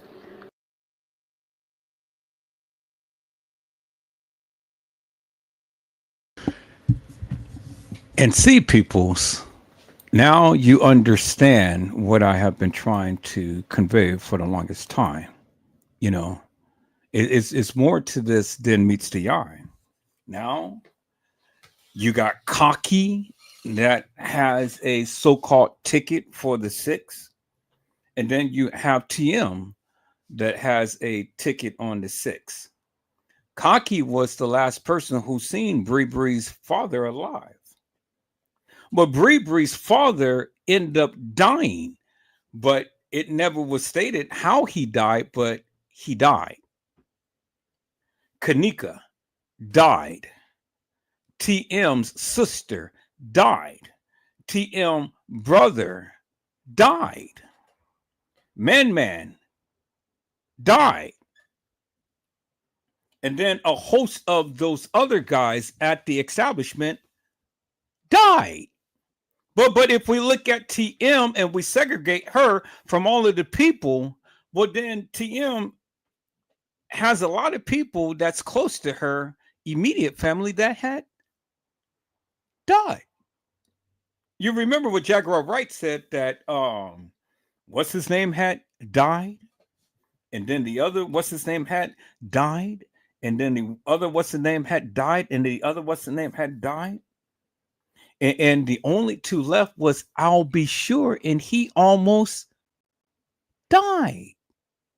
And the only one that's still living is P. Diddy. But I'll Be Sure is still living. But everybody else died. Doesn't that sound familiar, peoples?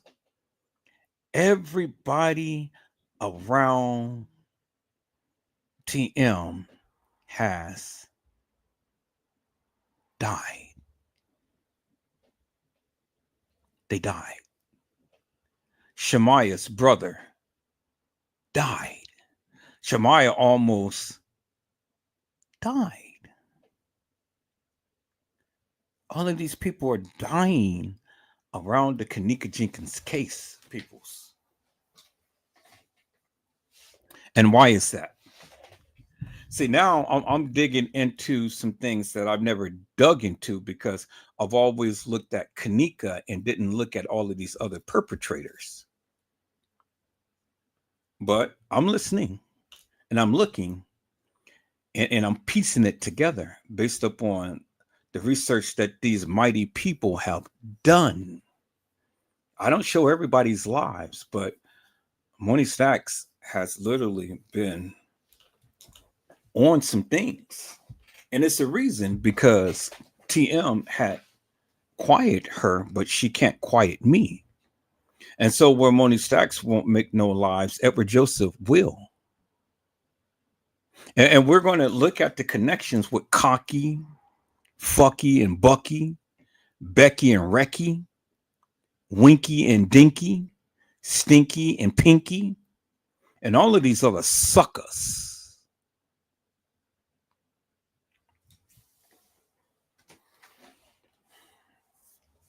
I am Kanika today, peoples. And I'm speaking for Kanika today, peoples. I'm speaking for Kanika. Because I am Kanika today. Is that all right, peoples? See, now we beginning to get the big picture about Pucky and Chucky, Winky and Dinky, Stinky and Pinky, and all of these Mikes and Mans, and why do they have double names, Mike and Man? What is a theme, Mike and Man? Call them girl, Jojo or boy, or boy toy with no joy. Mike and Man, a Pucky and Chucky, a Winky and a Dinky, a Stinky and a Pinky. I mean, peoples, come on. I mean, God damn. All right, peoples, we're beginning to see a bigger and greater picture here. And, I'm treading up on some things that I've never even treaded up on because I'm going outside my zone when it comes down to all of this. Because, like I say, I don't know these gangsters. I don't know Chicago politics and things. But I don't need to know in order for me to shoot my shot, peoples. Did you hear what I said? I said I don't need to know in order to shoot my shot about these people. But what I can say is whatever happened to them, that's what they get. And so if they're dead and gone, that's what you get. If you got shot, that's what you get. If you got paralyzed, that's what you get. Whatever happened to you, that is what you get. Now, that may seem harsh, but hey, that's reality. Because karma is a B, peoples. And all of these people who had suffered something, that's what they get. Now, do I wish it upon them? No. But if it happened to them, hey, that's what they get. Because, see, the Bible teaches us, be not deceived, for God is not mocked. Whatso a man soweth, that shall he also reap. And so they just had to reap the various things that they sown. And so whatever they did, whether we know about it or not, they got what they got. And that's what they get. I ain't gonna feel bad or sad over some niggas that is out wreaking havoc with people. And all of these niggas that keeps pulling the trigger. And soon it comes back and hit them. It's what they get. So you want to live by the sword, you die by the sword. You want to live that gangster lifestyle? Well, then that's what you get. I see my peoples came into the house. Hello, Mildred Wilkins. How are you, ma'am? It is a blessing to see you on today. Mildred Wilkins says, hello, everyone. Have a blessed night. And then Jada Wu had corrected me. She said it was Mike, not Man. Well, I told you I don't know who they are. So thank you. Thank you so much. Because I don't know who Pucky and Chucky is. Ducky and Fucky, I don't know who these people is. But whatever happened to them, that's what they get. That's what they get. All right, people. So let's go ahead and let's move on. Let's move on. Let me go ahead and let me share my screen. I said, let me share my screen, peoples.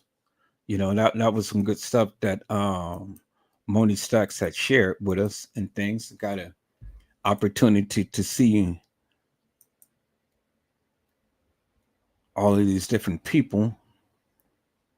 Got a chance to see them and stuff. So it's all good in the neighborhood.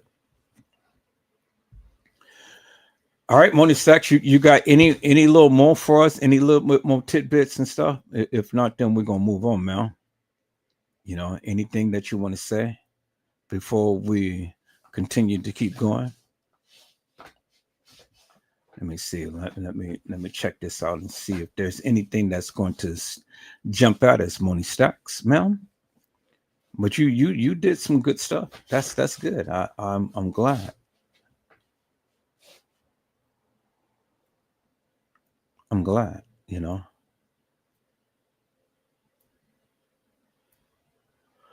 Okay, so we're gonna do this as the final, Moni Stacks. You said Kanika Jenkins Party Goer Shot Part 1, Dead on Arrival. So let's see what you had to say there, and then we're gonna move on, Mel. Is that all right? You have done an excellent job in showcasing some stuff that the people needed to know. And as far as I'm here, you know, I'm going to continue to keep seeking that of what has transpired in the Kanika Jenkins case. And by the way, peoples, before I even play that video, where's Bree Bree? I get Kanika Jenkins' birthday came and gone, and no post from Abriana Mays. Where in the is Bree Bree? Now I seen Monifa post something, and I seen Irene post something, but where is Bree Bree and Shemaya? Where's Bree Bree and Shemaya? These two Negroes ain't said not one thing, and their friend is gone. The friend is gone, and they have yet to post anything about Kanika Jenkins. Well, you know me, people, so I'm going to keep snooping. I'm going to keep snooping, and I'm going to find out, and I'm going to say something.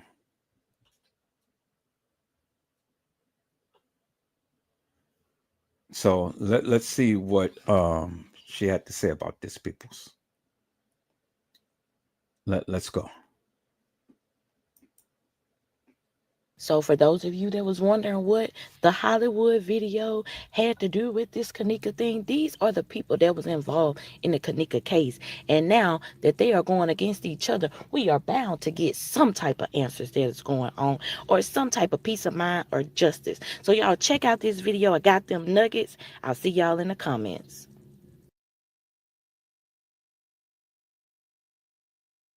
You're over it, I've been done. We're so toxic, can't get enough.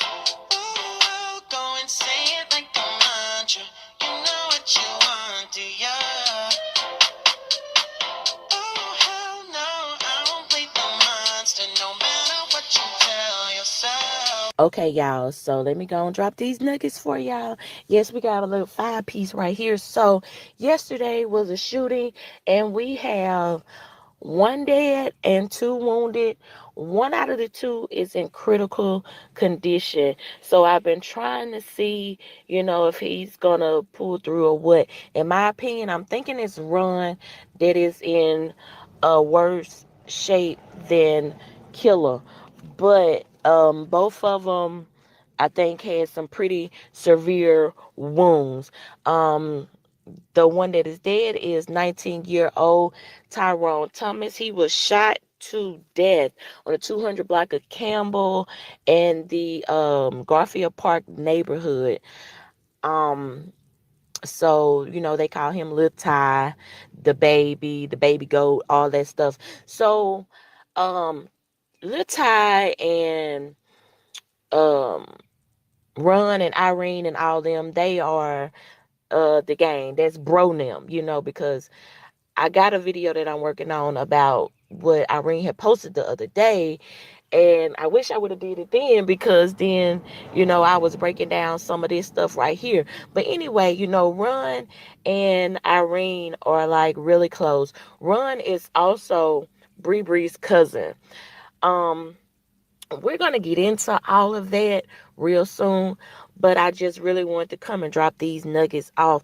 I do want y'all to go back and check out the Hollywood and Birdie live rant that they did the other day, because I do feel like that shooting in that video is connected. Not saying that Birdie nor Hollywood was, the shooter, but I do feel like that it was connected. And we are going to get down into details and talk more about this stuff, because we got some catching up to do. But I'm going to come and put an update video up a little later and let y'all know what we're going to be doing over here. And yeah, y'all get down in the comment and let me know what y'all think about this. I know this is crazy. Shit is popping off in Chicago right now. So I'm going to try to keep my eyes and ears open in the Chicago streets so I can come back and give y'all these little chicken nuggets. And I did see some people comment about this shooting and some comments on the videos. Thank y'all for, trying to bring these nuggets and stuff. Y'all keep them coming. And I'm going to stay on it over here in the meantime, in between time. So y'all gonna do me a favor and hit that like one time for the one time. And I will see y'all in the comments and in the next video. This your girl Money Stack signing out. Smooches. Peace. Look at me last year. Ain't no way the heck you know.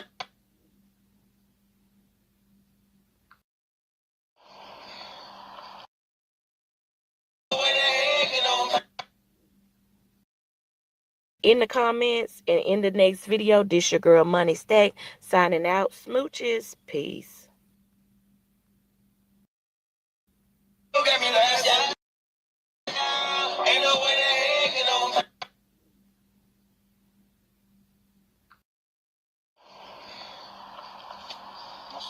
He in that category. The one at the top, he is definitely in that category. He in the category. We ain't gonna let you know that you in that category, but when you pop out, we going in the pop. You can't hang with us, they say, bro. You in the category, you ain't the top. Be quiet, be quiet. I'm on your face. Well, I'm fucking on you, shorty. I'm on you. I'm on you, dude. It's up there, man. Motherfucker can't hang with us no more, man. For real. And we extorting all motherfuckers. And all these old ass 300 motherfuckers. We thinking they man, y'all don't run shit. Y'all think y'all good, we run shit on the J. We'll take y'all ass. We run this bitch. We do all the work around this bitch. Boom, boom, boom. We do all that shit. Y'all don't run nothing but y'all mouth, man. We not trying to be disrespectful. Or we letting y'all know, bro. Stop telling us what we can and can't do. It's our shit. From this day on, we steppers. You hear me, Lord? The niggas don't step with us. Shit these people got to say to me, Lord. I've been trying. How you think I've been?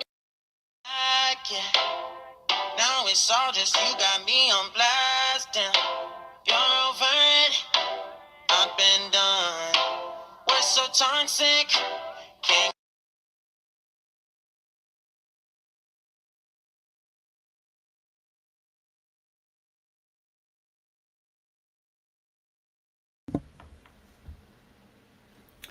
And so again, thank you, Moni Stacks, because again, I don't follow the gang scene. I haven't done none of that stuff since I've been talking about the Kenneka Jenkins case, because I don't follow Chicago politics like that.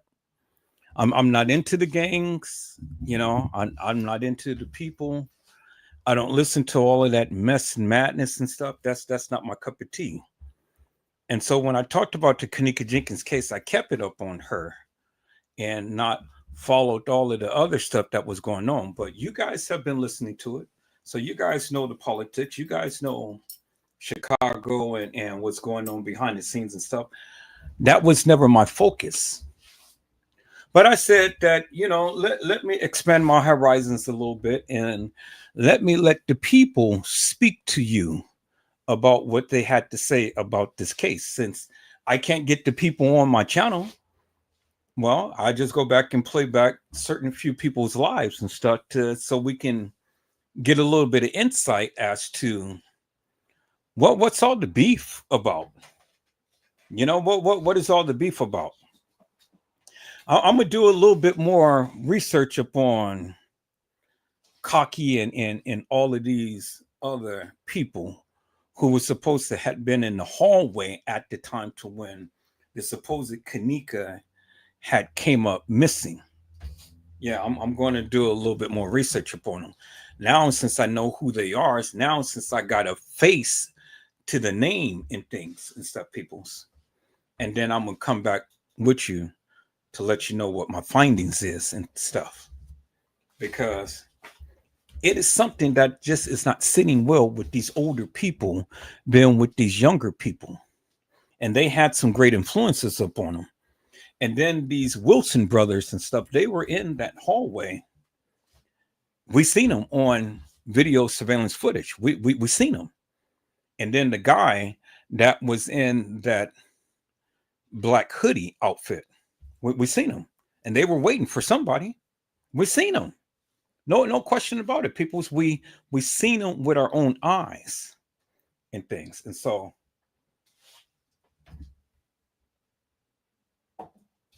got to pull some things, peoples, you know. Something is not right. And where you guys want to totally blame the establishment, I'm not putting all of the blame on the establishment. TM and these suckers had did some things. And I'm going to bring it to light, peoples, because all of these people didn't get killed for a reason. Shemaya and her brother didn't get shot and her brother get killed for a reason. And as Jada Wu said, Mike didn't get killed for a reason. And then Killer didn't get shot for a reason.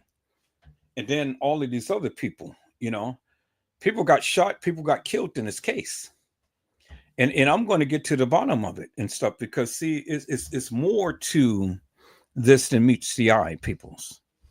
And see, it's easy to just sit around here and blame game upon the establishment. The establishment had their part, but these suckers had a greater part because they were the ones who set up Kanika. These girls had a greater part too, because they was the ones who was affiliated with these suckers. And so whether they go down and now or whether they go down later, oh well, they're going down. All of them, they're going down. Because you can't live this type of life and thinking that you're going to live a great, good, wholesome life without some punishment. God is going to see to that, peoples. I'm not worried about all of that. God is going to see to that. God is going to see to these people get punished for the various madness that they do. And this is why their lives is taken out. And I don't feel sorry for them, because look how they're acting. Look what they're saying. Pow, pow, pow. We run this here. Pow, pow, pow. We run this block. We do this. We do that. That is pure D madness. Pure D madness. And some of you talk like that. Some of you talk ghetto fabulous.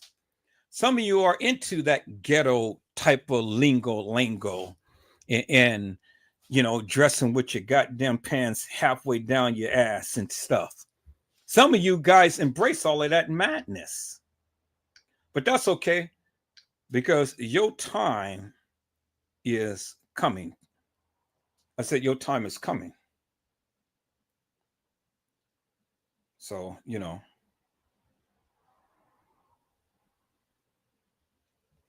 All right. So okay. All right. Well, then I'll play this since I'm on this trajectory like this. I'll go ahead and I'll play this and stuff. That'll give me some time to do some things I need to do and stuff. So we're going to listen to this brother, man, called Clark Avenue, and we're going to get his opinion up on some things, people. So if you guys give me a moment, I'm gonna share this to my email, because for whatever reason, Facebook is tripping. So they don't want me to post anything. So, okay, I get it. That's fine. But it ain't going to stop me from doing what I need to do. I said it ain't going to stop me from doing what I need to do, people. So we're going to listen to this dude, Clark Avenue. And let's see what he has to say, people. Shall hold on for a moment.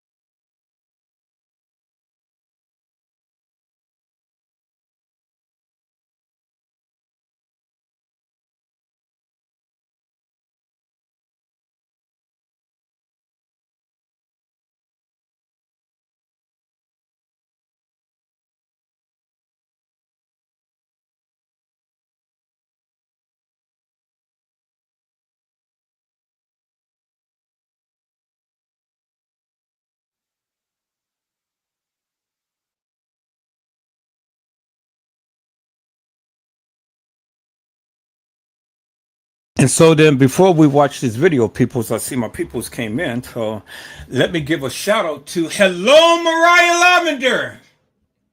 How are you, ma'am? It is a blessing to see you. And today, Mariah Lavender had says, hello, everyone.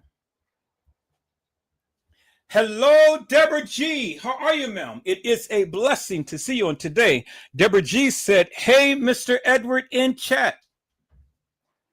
All right, people, thank you for so much for sending me this good juicies and stuff.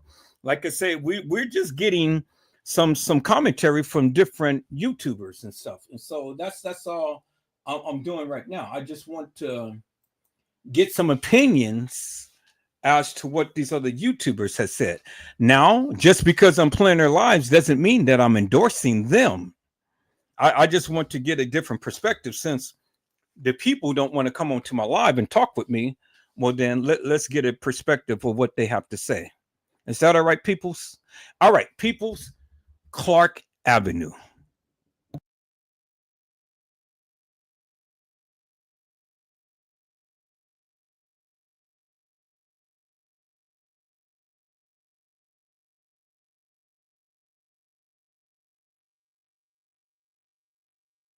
Yo, what's good, everybody? It's your boy Clark Avenue, man. Back again with another video. You already know what time it is.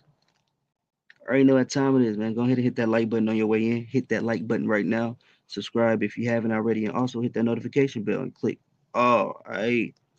And also, man, just in case you're not getting notifications, FYI, go to your settings, go to your notification section, make sure your notifications are on. Also, on that same page, you should be able to see the YouTube app. Select the YouTube app and turn those notifications on. All right, just to clear that up real quick. But yeah, today's video, man, I went back in time a little bit. I can't really say I went back in time because all of this really is back in time. So I've been peeping earlier voices, you feel me? Spoken words from earlier voices. So that's what we finna get into today, all right? Also, I'm gonna be talking about Monifah, Irene, and Shemaya. It's a few things that caught my attention. You know, I just want to be able to share it with y'all. A lot of y'all probably seen this, you know, through the years. But a lot of this stuff was looked over. So let's get right up into this search for justice, all right? J4K, man. If you ain't J4K all day, man, stop sending people my way, all right? Let's get it. Now, for those who don't know, this here is Rico, not Kanika's ex-boyfriend, but this is a Rico that was at the protest who got arrested twice. And the second time, he got beat up by the police. Rosemont PD, all right? That's what he says. But he's going to be talking about some things, all right? So let's get it. Remind you, man, these people were closer than what we were. You feel me? So that's why these close and earlier voices needs to be thoroughly looked at and really think about why people are saying what they're saying. All right, let's get it, y'all. We all losing sleep because we all want to know the fucking truth. Just like me, I want to know the fucking truth. What happened to her? You got people saying Kanika ain't dead. You got people saying Kanika died years ago. You got people saying that, oh, that wasn't Kanika in the video. You got people saying that somebody killed another girl and it wasn't Kanika. You got people saying that all of that is just nonsense, all right? To me and to a lot of other people, it's just nonsense. You feel me? So she got raped. You got people saying that she got beat, which is I think she got beaten and raped through the gang activity. I think that I agree with that. But you got people saying she walked into the freezer on her own, closed the door on her own, and turned the freezer on her own. Like, you got so many stories. You got the Irene challenge. You got the Kanika challenge that is sickening. Y'all not getting the point. I and the rest of you all deserve answers. We are trying to see if we're being misled or led into the right direction. I want to really know what's going on, bro. Something fishy is going on. If a motherfucker accepted the settlement, let us all know. Let us all know. I know Mama Teresa. She threw events in Douglas Park for the kids when she was out there cooking her ass off. He was exposing Rosemont before this video about other things, you feel me? And Rosemont was already on his head for that. So that's why they even knew him. My heart tell me keep fighting. But my man telling me, my heart tell me keep fighting. But my man telling me, I think you should fall back because you're going to continue to be targeted. And they might actually get you this time. And y'all not understanding. One person know the truth to all of this. One person. I think it's two. I really think it's more who actually know how Kanika ended up leaving that room, how she left the room. And y'all not understanding. One person know the truth to all of this. One person. Because they was there. Monifa. You got on Lamont Live to talk to him. And you said you don't be on no live shit. So why was you harassing me on my live? When we all was just seeking for answers? All we want to know is what you... Facts, man. They just seeking for answers, man. The streets be getting mad, y'all. The streets get mad when people step up and speak about something that's not their business. So why was you harassing me on my live? When we all was just seeking for answers? All we want to know is what you saw, Monifa. If you feel like I disrespected you in any way, I apologize. He just want to know what she saw. Yeah, that's what we thinking too, even 3 years later. You feel me? I just want to know what you saw. I just want to know, what did you really see? Who is telling you not to tell us what you saw? Who is threatening you to intimidate you? Who is behind this? Are you really foolish enough to keep this to yourself? When I know it's hurting you. Because when I looked into your eyes at that protest, I know deep down inside you know what happened because of your actions, of how you was acting at that protest. And it's hurting you. That's facts, y'all. I gotta speak. That's facts, man, because she came to the protest. We all know that. The one where she got arrested. You feel me? He peeping game. You feel me? He was peeping this shit early. You know what I mean? Just as well as a lot of people. And he paid attention to her expression, her body language, sense of Monifa. Monifa went to jail in Rosemont. I wonder what they said to her. They beat him up. I wonder what they said to you, Monifa. It is hurting you that you can't tell the truth because you fear for your life. You got people like me, if you tell me the truth, I would take up for you. You think I'm not a powerful person? Is that what this is about?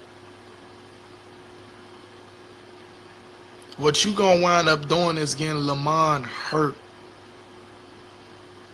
You keep lying. He's talking about Lamont Record.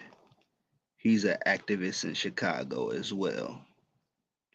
Many of y'all know that. Now you don't want to go live?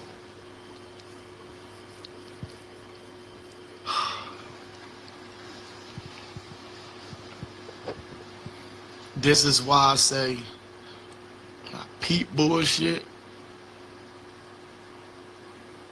sense bullshit, hear bullshit. I am going to address the bullshit. And what you stated in Lamont's video was bullshit. What you're stating to these people is bullshit. What you're telling yourself is bullshit. What you stand for in this world is bullshit. If that was your friend since 3rd grade, why you're not speaking up? If that was your friend since 3rd grade, why did you leave her? If that was your friend since 3rd grade, why did you get her that drunk? If that was your friend since 3rd grade, why did you let them take advantage of her? If that was your friend since... And he know she was being taken advantage of in that hotel room. These are people in Chicago. 3rd grade, why did you leave that girl all on her own? She'll still be alive if it wasn't for you, Monifa. If you would have let that girl go along and go to the movies with whoever she was going to go to the movies with, she'll still be alive. If y'all going to target me with some gang activities, target me. But I'm letting you know, my targets don't miss.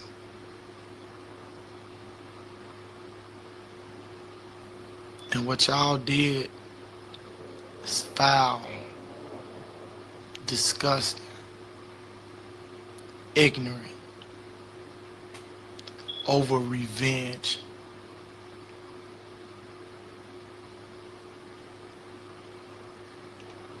Revenge. Revenge. Revenge.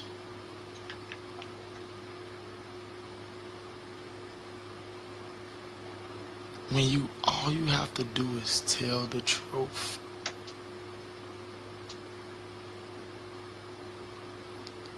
I see you on my live, Monifa, but I thought you don't do live.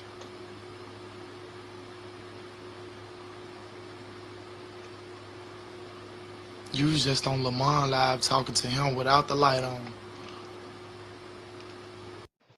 So Monifa is commenting as he's going live right here. Makes me question.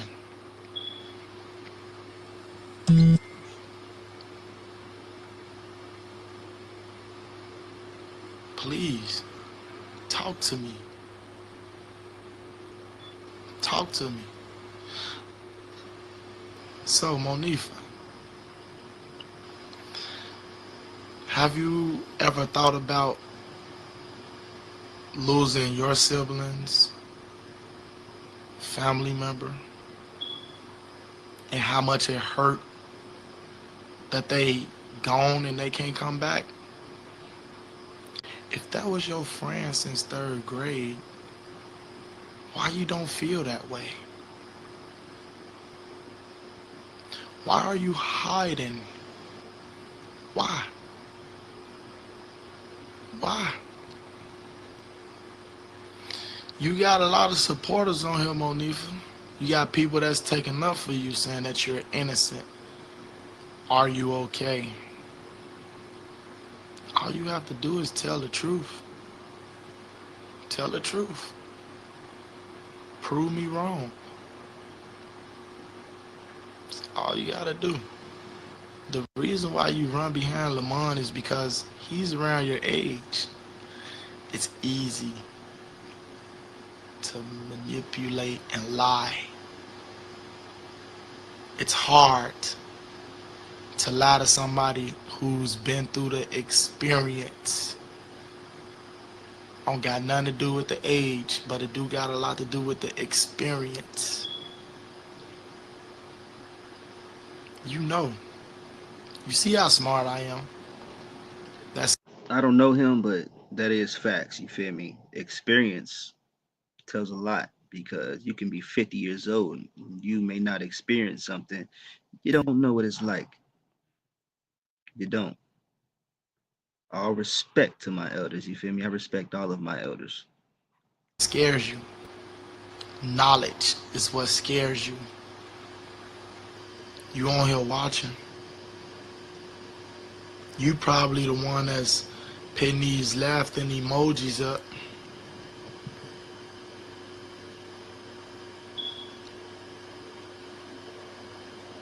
Can you talk? Let us all hear what you have to say. All right, so peoples, let me interject here for one moment. Let me go ahead and give my little 2 cents in and stuff. I sat back and I've listened to what this gentleman had said and things. You know, I sat back and I've listened and whatnot. And salute to Clark Avenue, because he respect his elders. I am his elder. I'm this gentleman's elder as well. I'm a lot of you guys elders and stuff, you know, because I'm a lot older than many of you who watch this live and things. So we're going to keep it on respect. Let's keep it on respect. And so let me just get my little point of view and things and stuff before, you know, I go on and finish playing this live and stuff. Now, but before I do that, I see my peoples came in. Hello, Tony G. How are you, Mel? It's a blessing to see you on today. Tony G had said, but she, the only one that really went to the protest. Nobody else went. To be honest, and Monifa, one of her friends. If you really think about it, because nobody else showed up at that protest, was at that party. But I salute Monifa, for me, the only one going to the protest, because she's the only one that has the balls to walk up protest and funeral. No, something gonna happen, or she's getting accused of it,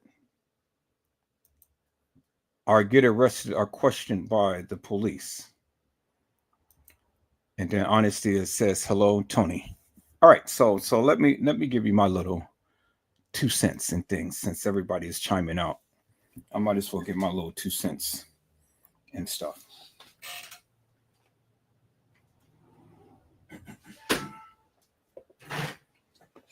I believe that Monifa was the one who had made that 911 call and proclaimed that Kanika was disabled. I believe that. And as TM said, that it was around the 2-ish mark on the PM side, but I don't believe it was on the PM side. I believe it was on the AM side. Now, according to TM, the niece, which she called Monifa as the niece, was the one who sat down by the outside of room 926. That's what TM said. Now, if you don't believe me, go back and watch my live, the live that I did prior to this. That's what TM said. So I don't want to hear no fluff, no stuff. If you can prove what you say, then come and prove it. Other than that, don't argue with me. Just go back and watch the live. I'm telling you what I know because I've just shown you it. Is that all right, peoples? I don't care what your recollection may be. I need to see some proof. So if you're going to sit here and talk to me and tell me, well, X, Y, Z happened, well, then show me in some way, shape, form, or another, from a post, from a video, from a picture, from a screenshot, something that supports your claim. Because everything that I have been saying, I have been showing you to support my claim. So I'm not here to argue with anybody and stuff. I don't care what you have seen. I don't care how long you've been on this case and stuff. That merely don't mean a hill of beans to me. If you're going to say something, show something. Other than that, just sit your ass back and shut the F up. Is that all right, peoples? So now, let me give you my perspective. And I appreciate you, Tony G. I thank you for speaking in the manner to which you did and shooting your shot and saying what you needed to say. But I'm going to give you my perspective now, since this gentleman is over here and wants to bash up on Monifah. And since Clark Avenue is agreeing with this guy, well, let me, Edward Joseph, give his little 2 cents in to what they're talking about. And I see my peoples came in. Vicky Davis came in. So hello, Vicky Davis. How are you, ma'am? It is a blessing to see you on today. Vicky Davis has said, this was good information, but people don't really understand what's really going on. It's more to this than what they have shown us. The rabbit holes goes deep. Deception at its finest. Bullshit. And that's what Vicky Davis has said. And thank you, Vicky Davis, because that is along the lines of where I am going. And I'm glad that two like minds think alike. And I'm glad that I got people in here who's not in their feelings and stuff and who thinks meticulously and methodically. Because it's more than what this brother, this young man is showcasing and things. People can showboat people's and all. And just because he was down at the Crown Plaza don't mean shit to me. I don't give two rats asses about his past and what all he had did in life. That don't mean shit to me. And it doesn't validate anything that I say or I believe in this case. He can be the most raunchiest person there is, but so what? What validation does that have because he has a criminal history? It doesn't validate shit for me. So now let me go ahead and say my piece, peoples. I do believe that was Monifah who made the 911 call. I do believe that. And by doing so, Monifah had some knowledge. She had some knowledge, peoples. And the knowledge is that she already knew and understood to play. She knew and understood to play. And the reason why I say that, because she was up with the bullshit and nonsense from the beginning. And I've told you that from the beginning. She was the one who had this fake Kanika in the bathroom trying to proclaim that she was Kanika. And she knew she wasn't. And I called that bullshit out. I called it out. And you stupid YouTubers believed Monifah. But I went further and I've shown you the girl who played Kanika. I've shown you her. And still you stupid people still didn't want to believe me. So I had to go further and show you the video of Monifah and this girl in a car. And they were acting like they were Kanika, both of them. So they understood the play. Now, as far as Monifah sitting outside of a room, because it certainly wasn't Kanika that was sitting outside nobody's goddamn room, crying with their head between their legs and stuff. What the? Come on, peoples. Give me a break with this bullshit. So you hear the people say, oh, well, the people was up in there raping Kanika in the room. How and why would the people sit there and rape Kanika in the room and then let her go walk some halls in that establishment? What kind of bullshit and madness is that? How in the hell is anybody going to sit up and let some people rape this girl in a room and then let her go walk some halls at that establishment? I mean, just on face value, people, just think about that for a moment. That shit doesn't make no sense. It doesn't make no sense. And so you got to think meticulously and methodically, peoples. Nobody in their right mind is going to allow anybody, I don't give a damn how much power that they have, is going to allow somebody to rape their friend and then let her walk some halls. I mean, come on, peoples. What the is going on here? You peoples are so goddamn stupid. Her family is there, and they're going to let the people go ahead and rape this girl right in front of them and then let her walk some halls. Her friends is there. And you're going to let the people rape this girl and walk some halls? That establishment? No, people, it was deeper than that. They understood the play. They understood the play. And see, by just trying to blame it on one person is not going to bode well with me, peoples. Just try to put all the blame upon Monifa is not going to bode well with me. Because, see, what this gentleman doesn't realize and understand is that TM is the mastermind. And she was behind all of this shit. She knew the play. She was the one who was instrumental in setting all of this shit up by her own words. But no, he is a TM ass kisser because he all the time look at Mother Teresa as no harm, no foul. And that's the thing that I have with this gentleman right here. And I'm using that term lightly, peoples. Just trying to administer a little bit of respect because, see, I was on a live with him in Brazy at one point, and I had to tell the young man, look, I am your elder.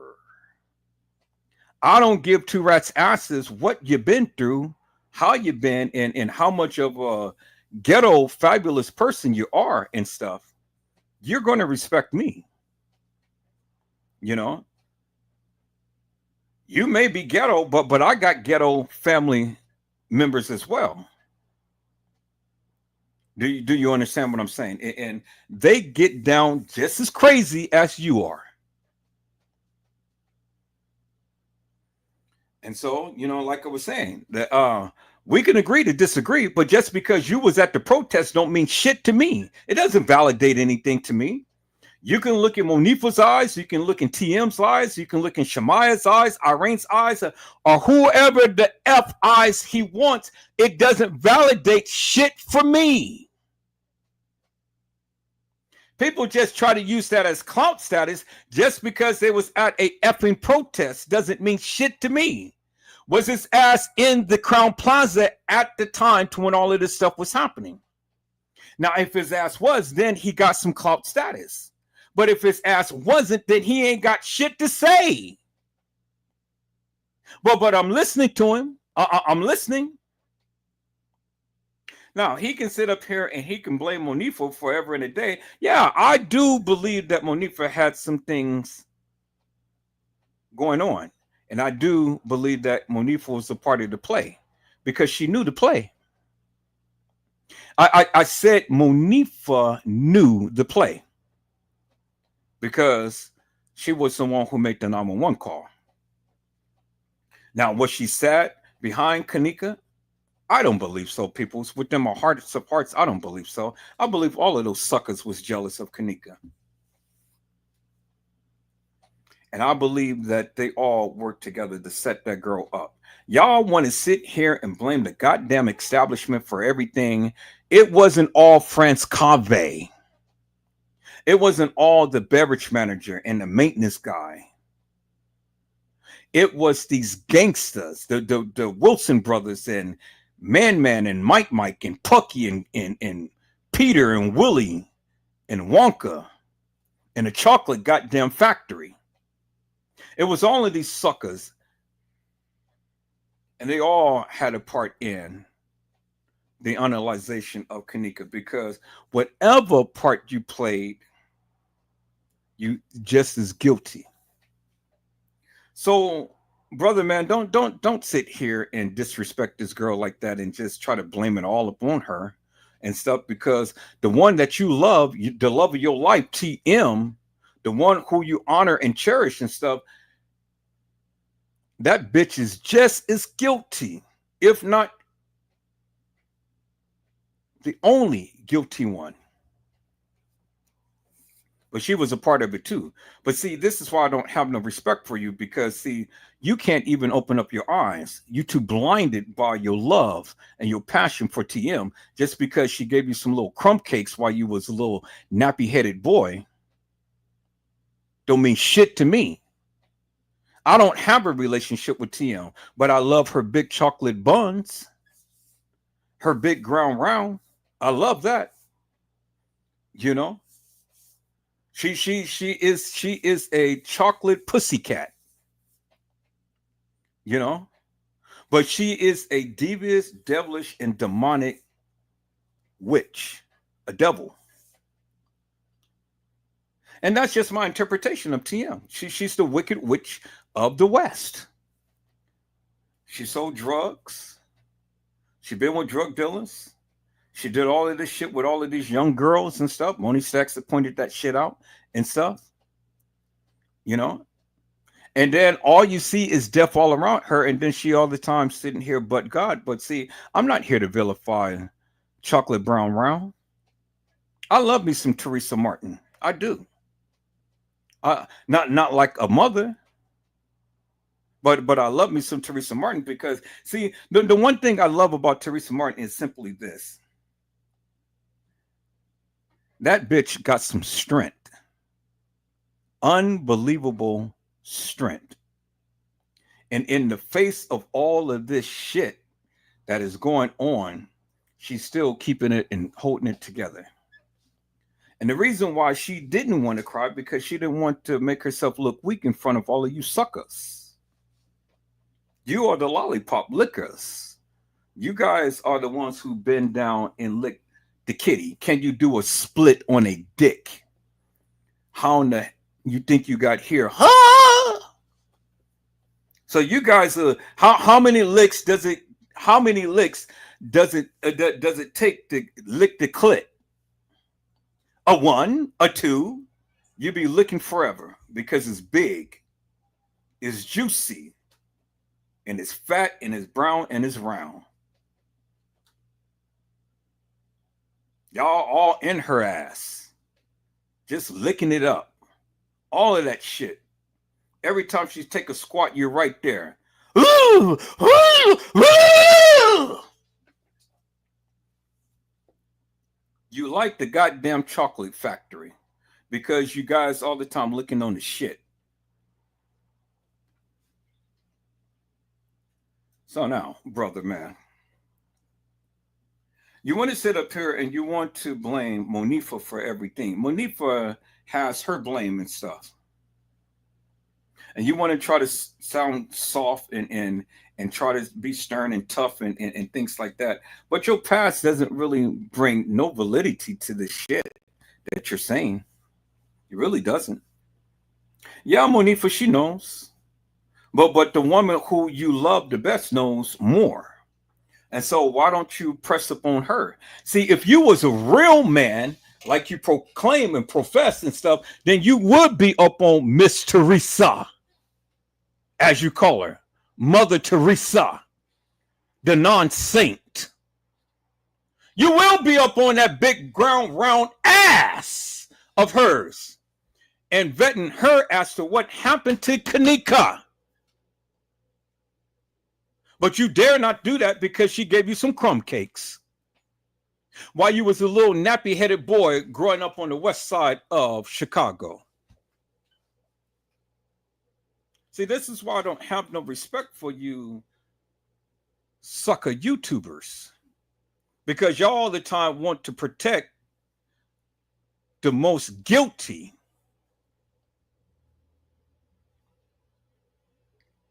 Until you can get some balls and slap her walls, you ain't got shit to say, my brother. I said you don't have shit to say, and I'm saying that.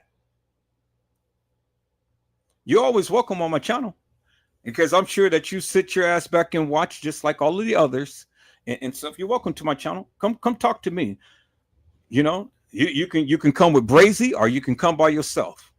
My channel is always open. And then let's get down to the nitty gritty here, my brother, my little young brother.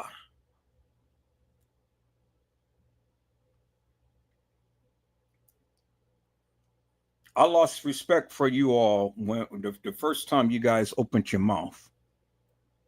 I lost respect for you, because you titty suckers wants to sit up here and suck on TM's titty and stay on her goddamn nipple. Yeah, Gina, he's been on my live before. Yeah, he's been on here. He talked with me once before. I want him to come back, and I want him to shoot a shot and stuff, because see, I don't want him to just focus upon Monifa. Well, I get it. Monifa, she's guilty. I get it. Monifa did the shit that she did. I get it. I'm going to be on Monifa just as well as I'm going to be on Shemaya, just as well as going to be on Irene.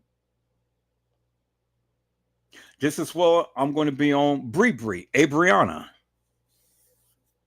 I'm going to tag all of them because they're not exempt. But what I want him to do is face reality and call out TM for the bullshit and madness that she has done. Simple as that. Now, if the nigga can't do that, well, then he shouldn't even be talking. You got to call a spade a spade. Call it for what it is. And if your ass can't stand up and go ahead and call it for what it is, well, then you ain't got shit to say.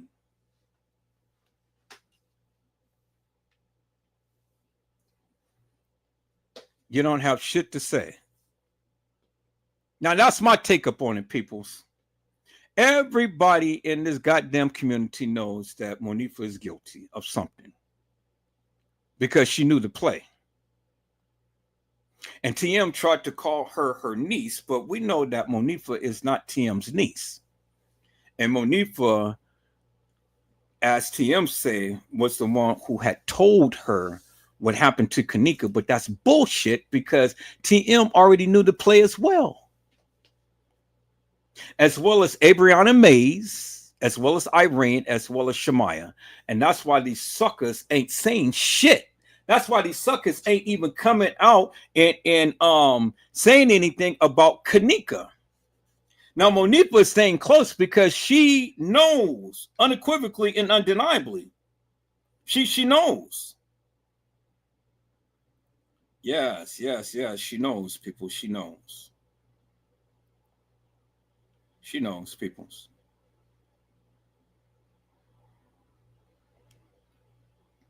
She knows, peoples.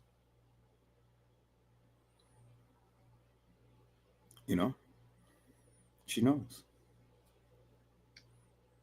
And that's why Monifa is showcasing being around and saying much and stuff because shit. That bitch got well paid. You see the outfits that she's wearing. You tell me, peoples, what at one point in time, since all of this shit was going on, did you ever see Monifa with a job? Did you ever see her sporting outfit? Did you ever see her saying, well, I'm going to work or anything? No, because that bitch got paid. She got paid. She ain't got to work. She got paid. When did that heifer ever sit her big fat, big titty ass down and say, I got a job and I'm working. TM is taking care of her. She's the loyal bitch that is going to sit around and not snitch. And all the other ones is feeling some type of way. That's why they don't even want to be around to even commemorate Kanika's life, legacy, and things. But see, you're not exempt. I'm going to be the one to call you out. Abriana Mays, Shamaya Wonder, Irene Roberts. You guys watch my lives. They watch my lives, people. They watch my lives. Yeah. But they ain't saying shit. How I know they watch my lives, because I can see when some of the people come in, especially up on Facebook. I can see when they come in. And they come in on Facebook all the time. They watch my lives on Facebook. Yep. They sure do. All the time. Just like TM, she watched my lives all the time. But I got me some mad love for TM. But I'm still going to call her out for the bullshit that she did, because she's not exempt. And just because I have love for them, people, that doesn't mean that I'm not going to talk about them. Now, do I have total respect for them? No, because they bullshit. They kill us. They robbers, they liars, they thieves. And every last one of those suckers is going to get their punishment. It ain't up for me to decide what their punishment is. But God is going to see to that. He allowed Diddy for all of these many years to get away with all of this bullshit. But now, since he's come to his golden age, now that sucker has to pay for all of the things that he has done. And whether he goes to jail or not, his name, his fame, his fortune is going to be diminished. And then you got TD Snakes. Well, he played the game way too long, and the prophetess had called them out, told the people what the Lord said. And exactly what she said is exactly what happened to him. And worse are things to come. So you can sit around. You probably may have been a power bottom that they proclaimed and things and stuff, but you ain't had no business hanging around sinners without trying to get them saved. And you was just a little too comfortable, TD Snakes. You was just a little too comfortable, because see, a real preacher will call the people out for the madness that they do. Not necessarily have to vilify them, but nobody ever said that you need to make friends with snakes. And you kept that company well tucked under your vest. Hey man, how you doing? And just up there cheesing big time. Yeah, he gave you money to be silent. He gave you money to do this and that and the other. Now, since the covers and the cloak has been unwrapped, now you want to change and say, oh, well, he forced me to do it. Niggas, please. I said, nigga, please, TD Snakes.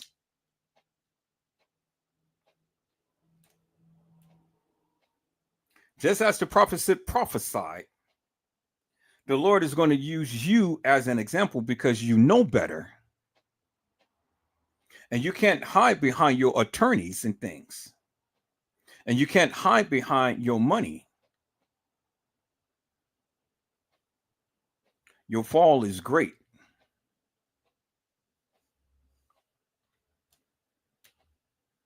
And you just wait till this Diddy shit is over with, because your time is coming, brother. As well as Oprah Winfrey, Tyler Perry, Steve Harvey, and all of those other deviant, devilish suckers. And if what's his name survive, his ass is grass too. The one who taught Diddy all of this madness. You guys know what I'm talking about, the white man. And all of those perverted suckers in Hollywood. That's why Hollywood ain't doing the Oscars right now and the Grammys and all of that shit. Because these suckers is silent. Usually you be seeing Oprah Winfrey with all of this bullshit and nonsense and this and that and the other. Well, her and Gayle King ain't saying a goddamn word. Clive Mother Davis. Clive. I should call him Clit Davis. Now I can't even call him Clit Davis because he don't like P. He like D. I'm gonna call him Dick Davis. Dick Davis. Clive Dick Davis.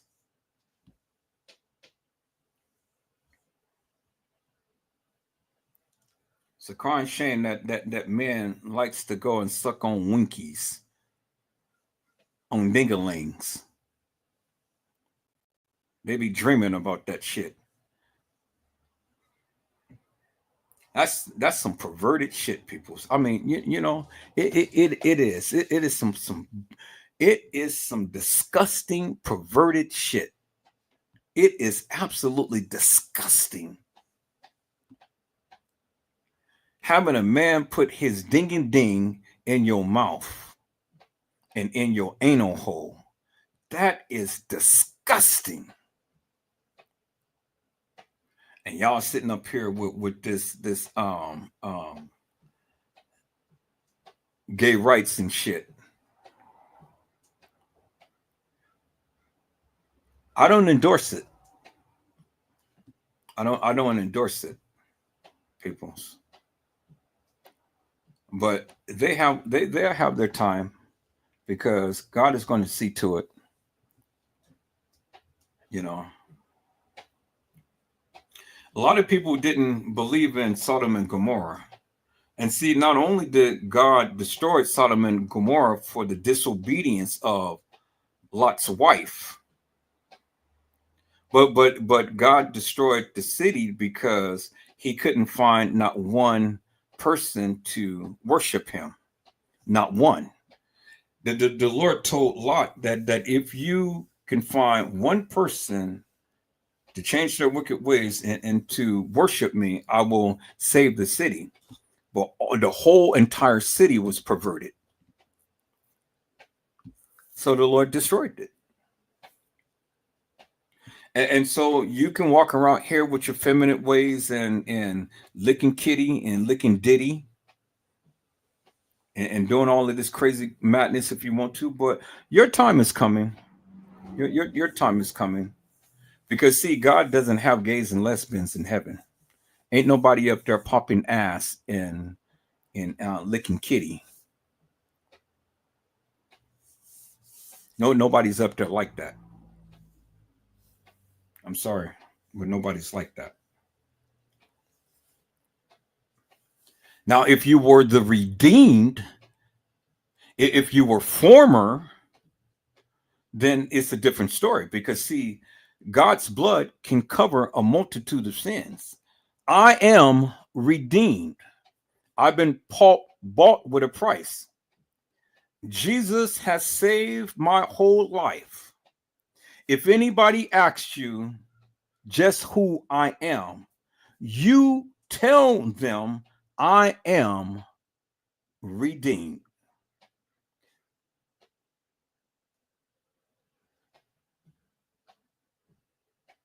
The Redeemer comes to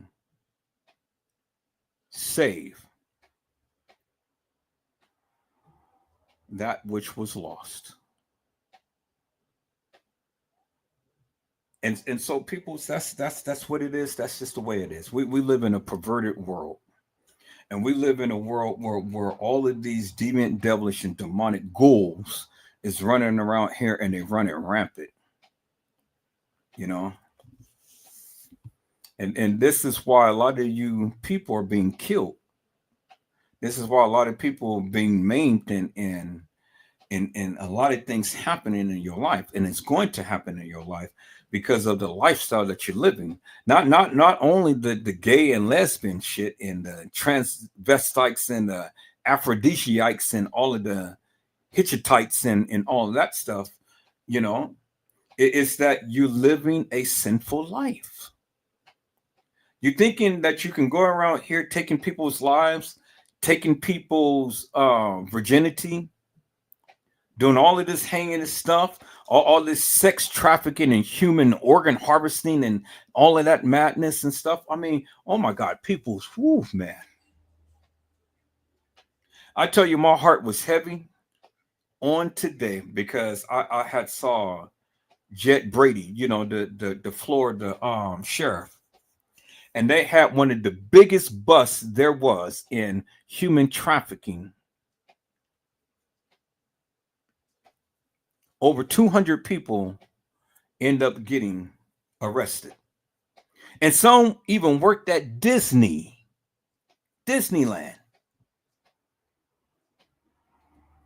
Couldn't believe it.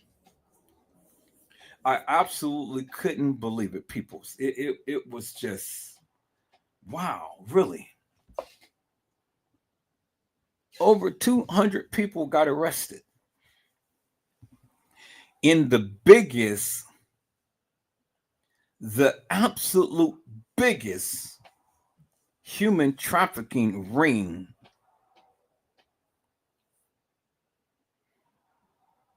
and I nearly broke down, peoples. But then I had to think about it, and I said, Father, thank you. Thank you for bringing all of these people to justice and getting these suckers off the street. Thank you, Lord Jesus. Woo, thank you, Jesus.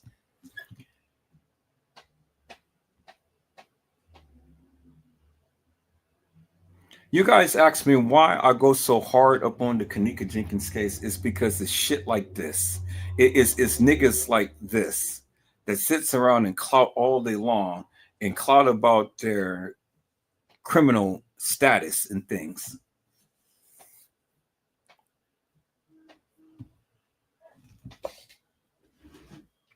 That's the shit that disturbs me to no end.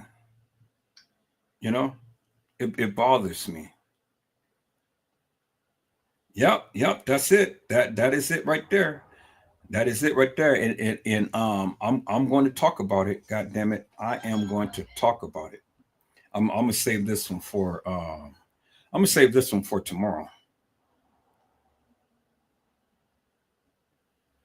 I'm gonna say this for tomorrow, peoples. I got the live right here and shit. Yeah, we're gonna have to talk about human trafficking and organ harvesting. We got to talk about it, peoples. We got to talk about it.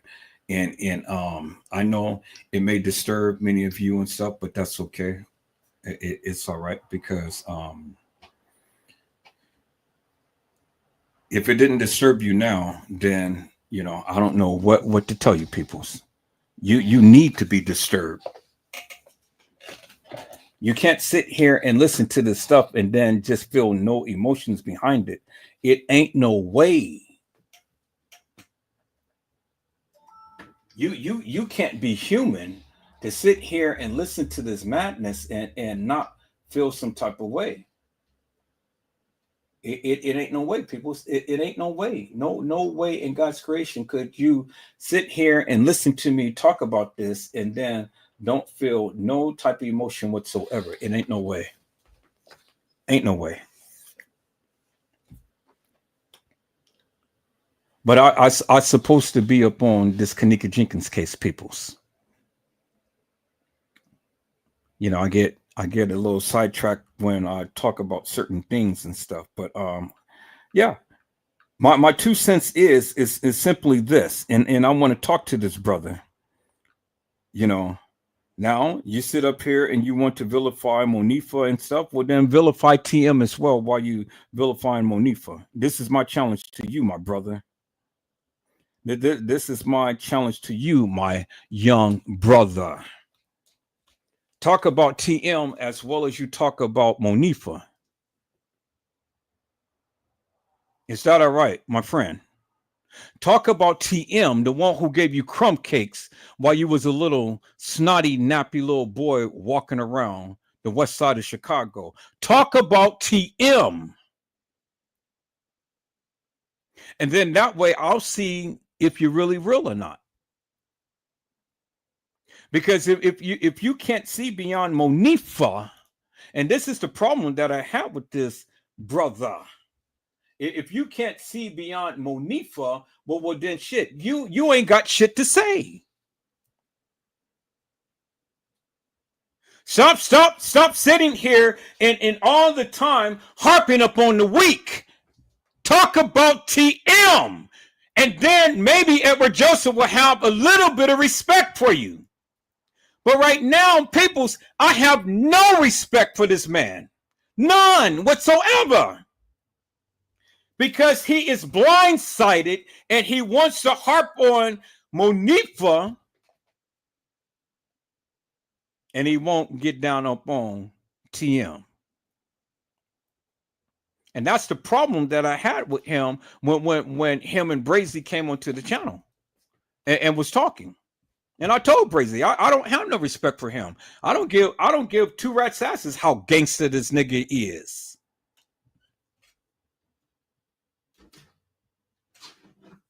God damn it.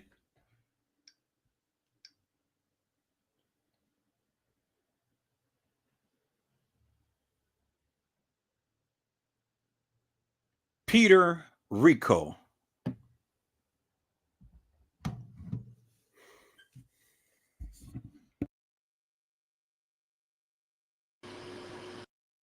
He wants to be the one to have the information as well.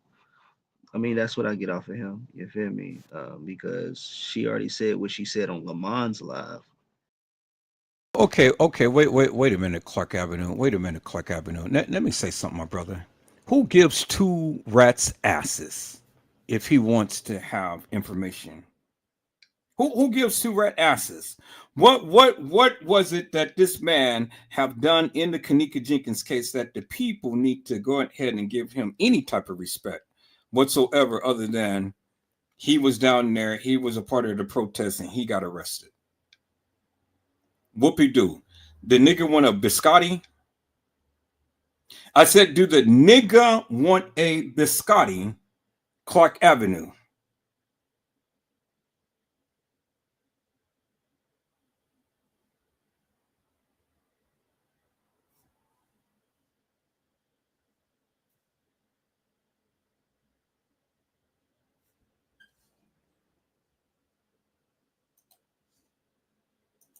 But he wants to talk to her because he want to catch the vibe. You feel me? He wants to see and test her. That's what he wants to do. You feel me? For some reason, I'm sensing that he wants to be able to have the information so he can say it, because she already didn't said it to Lamont. So I get a little back and forth with him and Lamont, even though, you know, they claim that they're at peace. He wants to be seen. That's it. He wants the information. He wants to be seen. But he's speaking real shit, though. Besides all that, he's speaking some real shit. My opinion. Now, for those who don't know, this is Lamont Record, and he's speaking on behalf of Monifa because he was locked up with her at the Rosemont police station. And she supposedly confessed to him, which we all heard. But you already know I got something to say. You feel me? Make sure y'all don't go nowhere, all right? Because, like, y'all need to listen. Y'all need to listen to this. We all need to take it in 3 years later.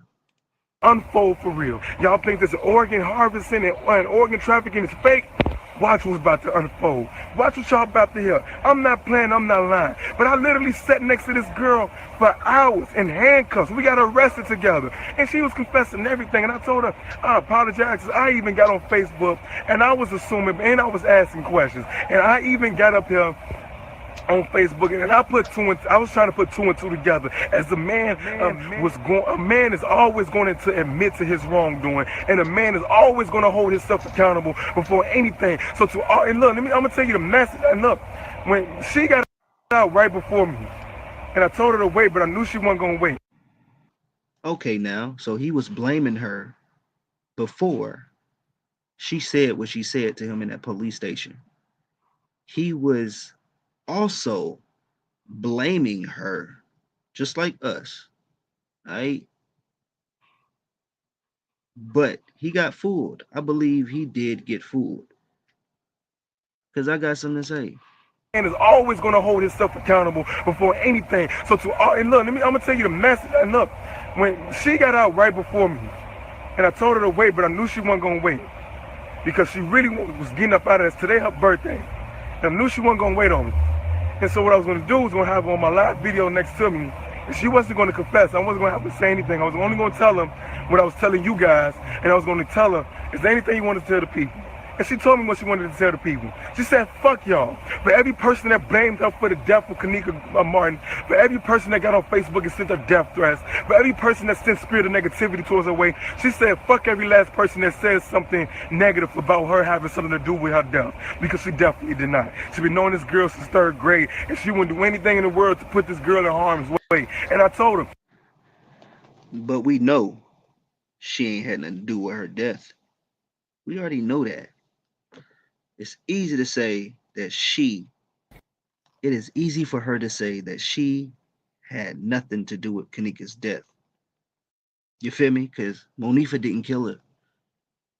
But that doesn't mean Monifah ain't had hands on her. You feel me? That don't mean that Monifah didn't lead her to somebody. Look, you young. Everybody was young. Everybody that's older than us, they've been young before. They probably didn't pop pills or do whatever, but they had fun. They went out, they drank, they smoked, they did what the hell they did as people, as younger people. They did it. And then she was sitting there saying, I do feel as if my fault. And I said, Monifah. I told Monifah, baby girl, it's not your fault. I literally sat in this police station next to this girl, and I told her, Monifah, baby girl, it's not your fault. And then she said, yeah, it is my fault. And I say, how come it's your fault?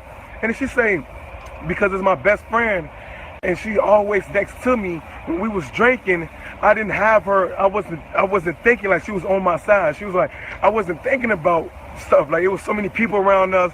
We drinking, we having a good time. I wasn't too much thinking. I said, baby girl, it is okay because it's still not your fault. That's your best friend. Yeah, you was drinking, y'all was having fun. You're not thinking about this stuff because right now your best friend is having fun with you. You're not thinking about if she leave the room and come back, all this other stuff. You're not thinking about that. I understand. And I told Monifah, knowing Kenneka is gone and that's your best friend, do you really think Kenneka would want you to feel as if it's your fault because she passed away?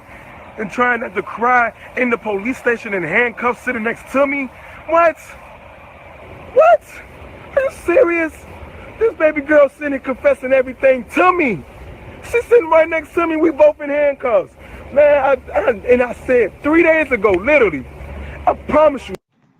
I'm pretty sure everybody know about that Chris Watts. I'm pretty sure everybody knows about the Chris Watts case.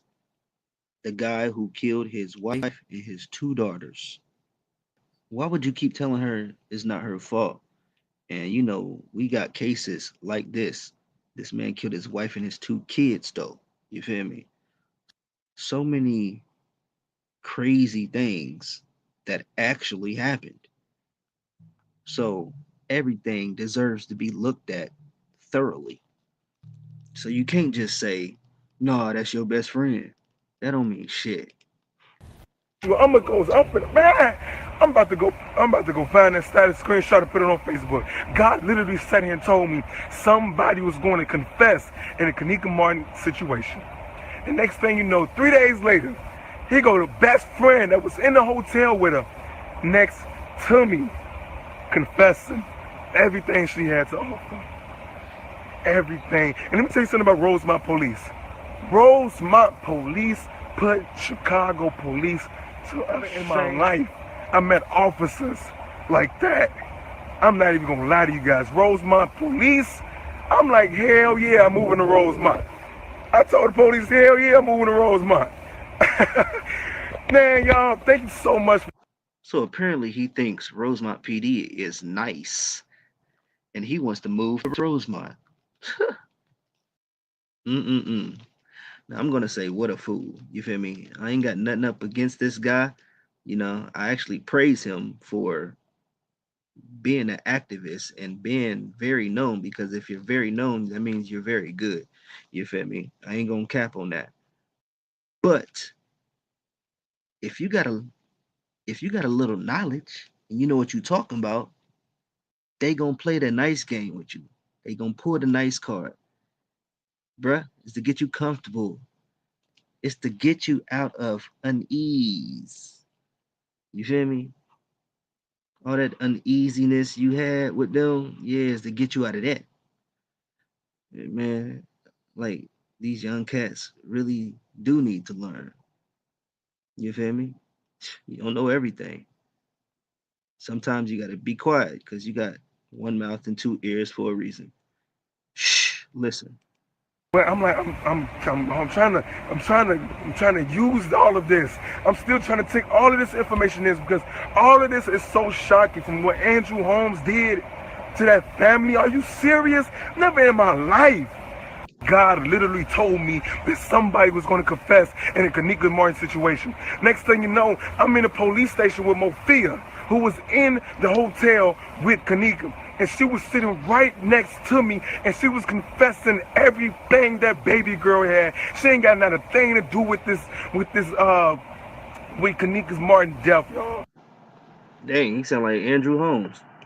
And I even told her, yeah, look, as a man, a real man is going to admit to his wrongdoing, but most importantly, a real man is going to hold himself accountable. And I sat in that police station, and me and her had a long conversation with everybody else that we got arrested with. And as she was sitting there confessing to me, I'm sitting there reading this girl's spirit. This girl knew Kenneka since she was in 3rd grade, and ain't no way in the world that Mofia would do anything to harm Kenneka. Bottom line, y'all. And that's from...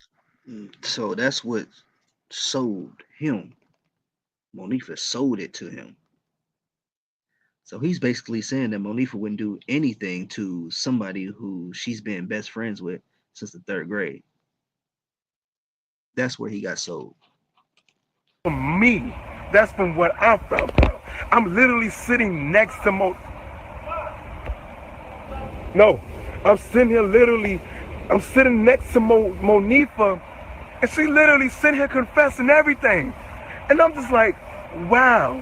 And so, little do y'all know, believe it or not, the manager... This nigga said, wow. How you know she's confessing everything, bro? Like, as an activist on the outside of this, you, Lamont Record, you didn't know what to look for.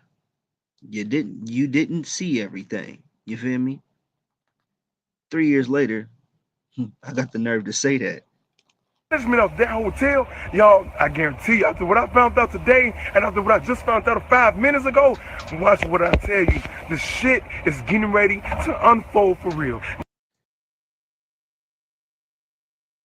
And see, peoples, that is the difference between a young person and a person who's older, like Edward Joseph, with a lot more experience in life. You know, see these young bucks, they get so hyped up. Oh, she talked to me and she told me this, she told me that. I get it, I understand, and I appreciate his passion. But see, he's young and he's impressionable. And it's just like what Clark Avenue said. He didn't ask the right questions. He didn't understand and know what he was looking at. All he seen was just a girl who was emotionally distraught, was in the situation. And to be frank with you, people, I don't doubt that Monifah had said something to him. But if Monifah really confessed like he proclaimed and stuff, he can be able to say one little something. Instead of being all hyped and up and say, oh, well, Monifah talked to me. She sat right next to Kenneka. Whoopie-doo. Do you want want a biscotti. Whoopie doo. Who, and it's just like the last brother who we just had on. Who gives two rats asses? What did she say? You ain't got to tell us everything, but just tell us a little something. And the one thing I want to know is, how did Kanika get out of Irene's life? Now, if she was confessing, she would have told you that. Instead of being hyped up and about Monifa talking to you and showing you a little bit of play, Young Buck, help me to understand some things. Young Buck, what did Monifa say? What did she say? I still can't hear you. What did she say? That's what I thought. That's exactly what I thought. So this girl was groomed by some professionals. And so she understands streets and she understands to play. And you, on the other hand, is so hyped up and all in your emotions. And I respect your passion and things, but, you know, and you may be an activist and, you know, you may be well known and stuff. And I'm sure that you're well known by your passion because, you know, you're so hyped and things. I get it. But all of the crying and snorting and things don't make you a good activist. It just makes you a passionate person with not a lot of great understanding and experience in life. She wooed you, and she schooled you, and she fooled you.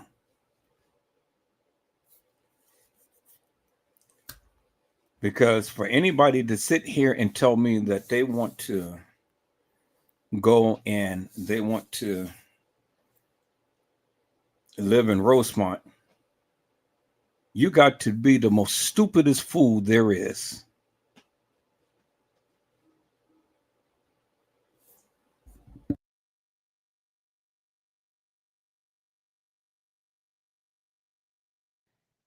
Everybody is guilty to the eye and the mind. You feel me? In your eyes and the mind, everybody is guilty when you don't have any answers. You feel me? You don't have enough answers until you investigate enough to where you can say otherwise. No. So for him to take up for Monifa is just very amateur. You feel me? Very amateur. We've been looking at this for 3 years. Something went on. Something was definitely going on that they are hiding on both parties, friends and the hotel. You got to know that's what it is. Now, for those who are still here, we're about to check out the friends. Let's get to it, all right? I'm going to start with Shamaya. Now, Shamaya, she knows something. She got to know something. You feel me? Definitely. So let's check out what she said not too long ago. Next month makes 3 years. I'm trying to see how I'm still going without you. Thought I had the sister I never had forever. You the only somebody I trust with my life in your hands, 100. Can't nobody tell me none about you. You do no wrong in my eyes. Everybody know how we was about each other. I really hate how they write, man. But see, and that's the point that I'm trying to make, Clark Avenue. Do you actually think that Shamaya written that shit herself and these are ghetto girls? These are ghetto fabulous girls and they're writing complete paragraphs and things, regardless of whether regardless if the things is spelt right or whatever and stuff. She's writing a narrative. Do you think that these people had the wherewithal, as ghetto as they are, and they can speak English and going to write something as eloquent as this, really? And going to commemorate her friend in writing? I mean, come on, my friend. Don't be fooled. God damn. Really? Do you actually think Shemaya had written this? And she can't even express in verbal English a simple sentence, let alone write a paragraph. Do you think that Shemaya got all fucking A's in high school? Really? And you hate how they're talking, but they talk Ebonics when they are verbally speaking. And you think that they're going to sit here and write an eloquent, beautiful paragraph and expressing how they feel about their friend? Really?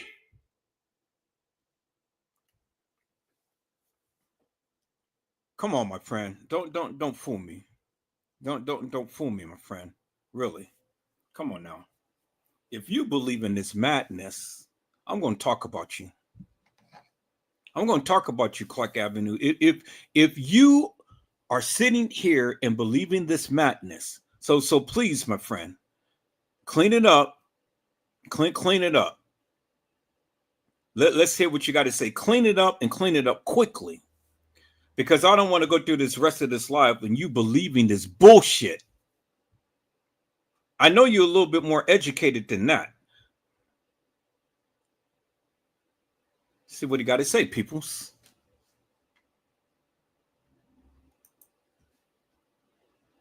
No periods at all. Let's continue. I really looked at you as if my mama and daddy had you.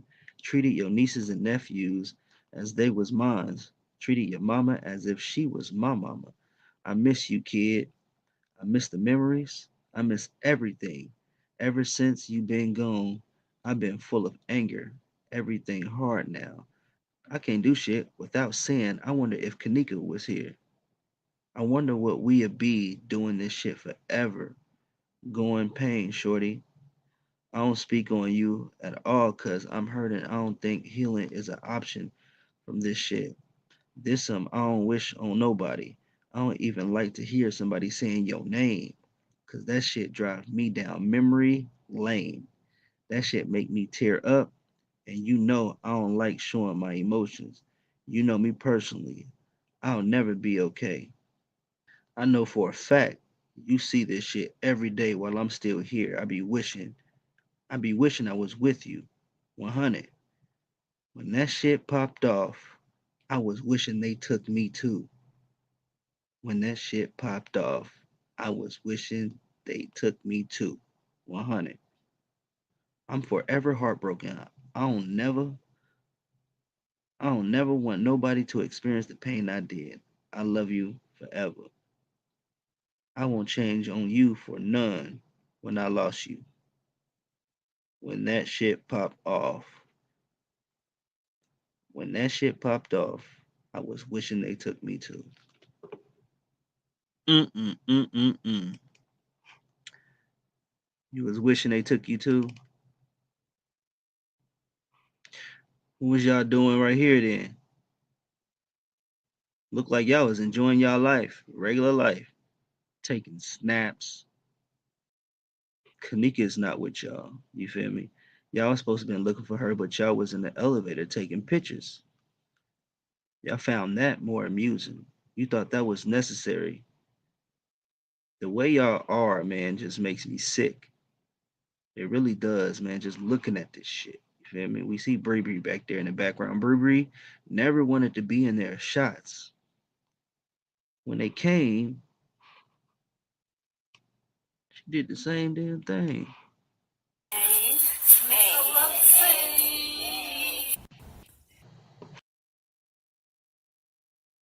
Oh, okay, Clark Avenue. Now, I know that you are smarter than that, my friend. You've seen how clearer and how brighter the elevator was when Shemaya and Monifa was in there. And then you see how dark and dingy this is. And all they did was superimpose Kanika in the elevator because Kanika was never in that elevator. Because if you look down by Monifa's leg, you don't even see Kanika's body. You don't even see her from the waist on down. Come on, my friend. God damn. The light was bright in the elevator when just Monifa and Shemaya was in there, and they wasn't taking a selfie of themselves. Somebody took a picture of them. And then you're going to try to compare this to this? Really? It was superimposed. Clean it up, Clark. Clean it up.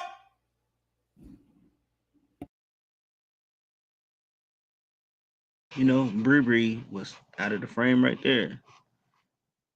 So all this is what got us fucked up. You feel me? Definitely. Y'all taking pictures, enjoying yourself. Look at y'all face. Look at your face. Look at your face. Come on. Look at y'all trying to be cute and shit for the camera still. You ain't realized something tragic has happened? Now, Shemaya did make a Facebook post on September 9th. And this is what she said. If I don't talk about it, it'll kill me. Now, the reason why this sticks out to me is because, you know, all y'all been talking about is what this statement said, basically. Y'all left her in the hallway to get her phone and keys, and she was gone when y'all came back out. Sad part about it in the statement, Monifa said 15 minutes. She shouldn't have been left out there that long. Period. You feel me? Period. So what you talking about? What you talking about?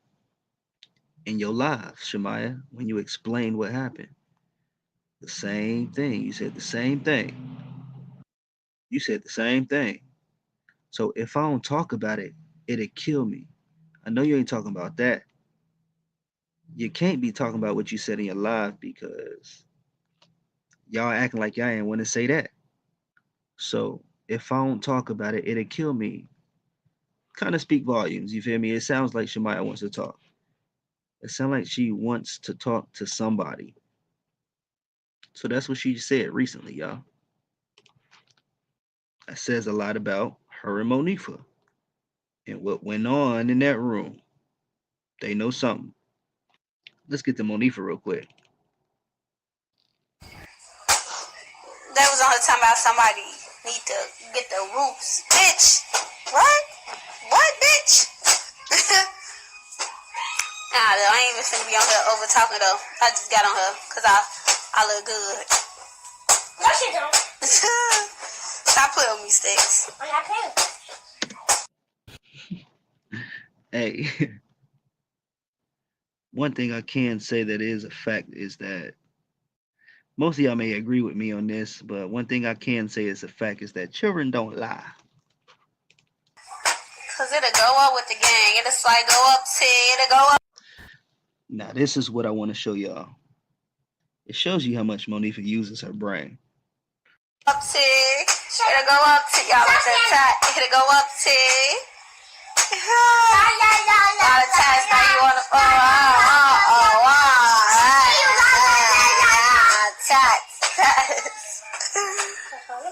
How you doing? Nah, though, y'all. Y'all ain't saying shit. I'll be back though.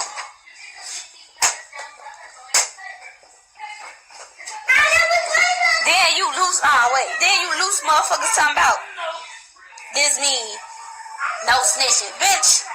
We did that to show our tattoo on. Do you see that? What they say? Do you? You know that mean no snitching. We all thought that ever since we saw it. See that? It said Kanika Maine. That's what the fuck we did that for. Y'all talking about no snitching. If you from out west in Chicago, you know what the fuck we do that out here. You dumbass skits. Y'all out of town people need to get the fuck on. That's all I want to say. Talking about this mean no snitching. No, that's just something we do. What the fuck? We don't want to talk. That's what that means. We don't want to talk.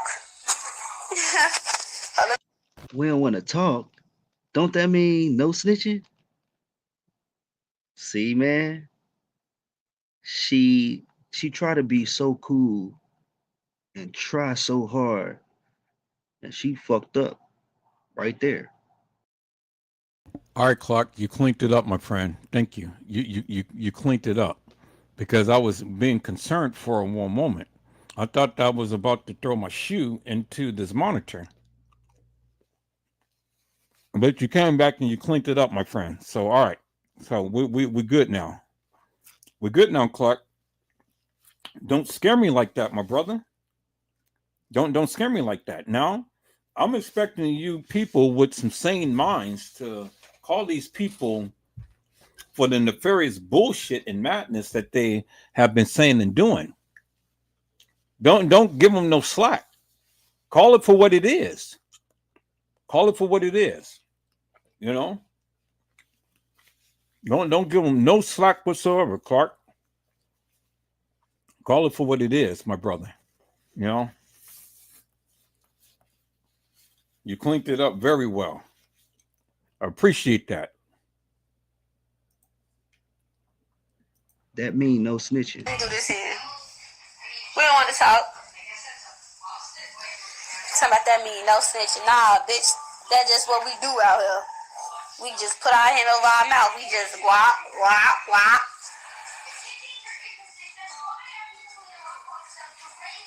So go put this on y'all page. Anyways, bye. You definitely made it on the tube. You feel me? You definitely made it. You always making it on the tube because of your manners. All right, pay attention, y'all, because just look how Monifah is talking.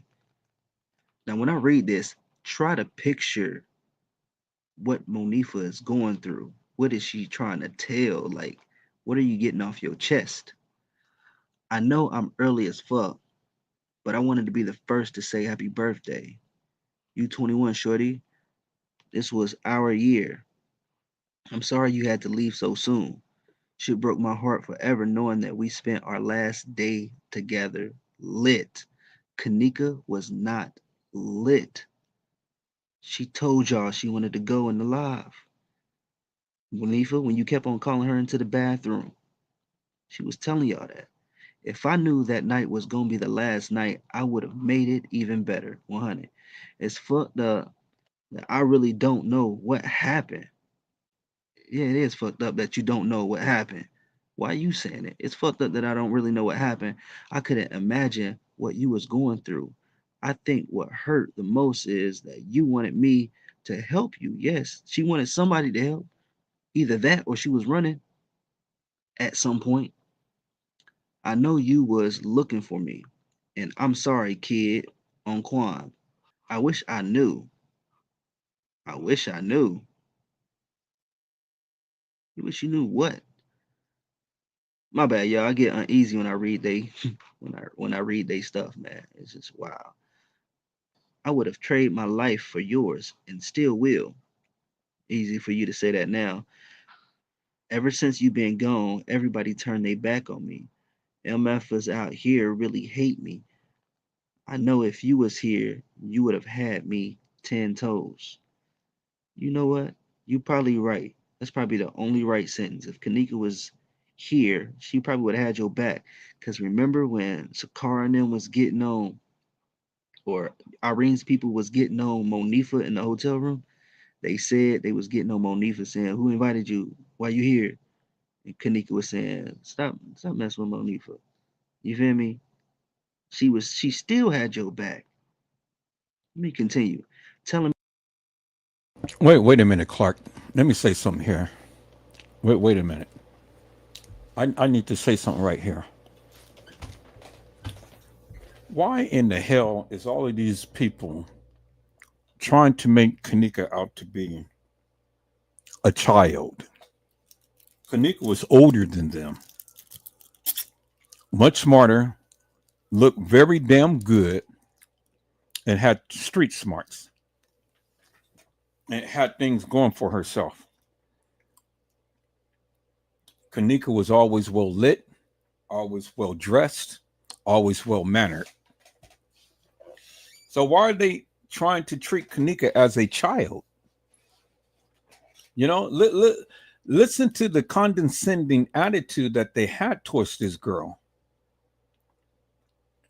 Oh yeah, they can say it now because she's gone.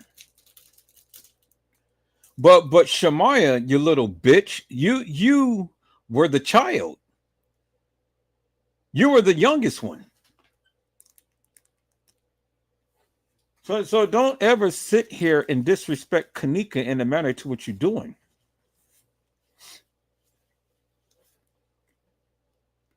And see, people, see this tells me right here that these people never had no formal education, no punctuations, no periods, no commas, no nothing.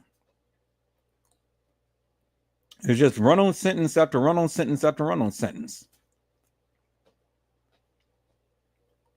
And then if you really think that they were the ones who written this, well, then you got to be goddamn crazy. You see how she talked, and you think that she's going to be able to translate the words that she speak out of her mouth onto paper like that, and to make it make sense? Really, peoples? Both of them? Really, peoples? Oh my God, peoples! Come on now. Stop fooling me. You know, I want to talk with some educated people who can understand some things and see beyond the play. But you guys are killing me by believing this bullshit that these kids have written, this madness. Really? Come on now, peoples. You know, I wasn't born yesterday.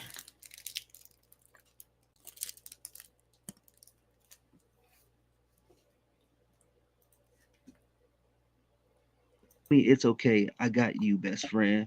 We grew up together. You meant everything to me. It was just us at first. God, no. I wish it could have stayed like that. Mm-mm. There you go. There you go. It was just us at first. God, no. I wish it could have stayed like that. Look at the emoji. You was mad. Monifa was mad at Kanika, y'all. I'm telling you. All this new friend stuff speaks volumes to me, y'all. It really does. I changed my whole life around just so I could make you proud. Who are you? You feel me? Who are you? I changed my whole life around. What are you getting off your chest? I changed my whole life around just so I could make you proud. I'm not living just for me. I'm living for you too. It was so many times I wanted to kill myself to be with you. But I would hear your voice telling me, no, Nifa, it's not the way. I wish you could come back just for a second. Peoples, look, it was a lesbian type of love relationship. Now, I didn't know if Kanika swayed that way. She never gave me that impression. But certainly these girls did, because this is a love letter to Kanika. I said this is a love letter to Kanika, peoples. She wants to kill herself just to be with her. Peoples, if you don't see this shit by now, god damn. Now you understand why it was so many lesbians and gays and transsexuals and bisexuals and all of these exuals and shit. Because these bitches are hoes. They were falling in love with Kanika. If Kanika say bow down and bark like a dog, roof, roof, roof. They down on fours and bowing down and crawling around everywhere, roofing. This is a love letter. And this girl is hurt. And because Kanika wasn't down for that shit now, you know, they did the next best thing. Set her up. Take her out. You know, you devious and devilish women that are into lesbian relationships and things. I've seen it. And you guys are ruthless. People, so I'm going to show you some videos of these people who were in a lesbian relationship and they broke up, and the bitch had killed the other bitch. Ain't that some shit?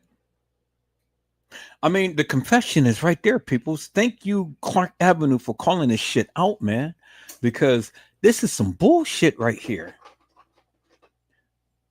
The heifer was in love with Kanika, and you guys got to recognize that shit, man. Clark, if I was doing this live and I was reading this, man, you know, I'll be all over this shit. But you're tearing it up because you putting emphasis upon where it needs to be. You so calm, cool, and collected, my friend. I'm just so outspoken and animated.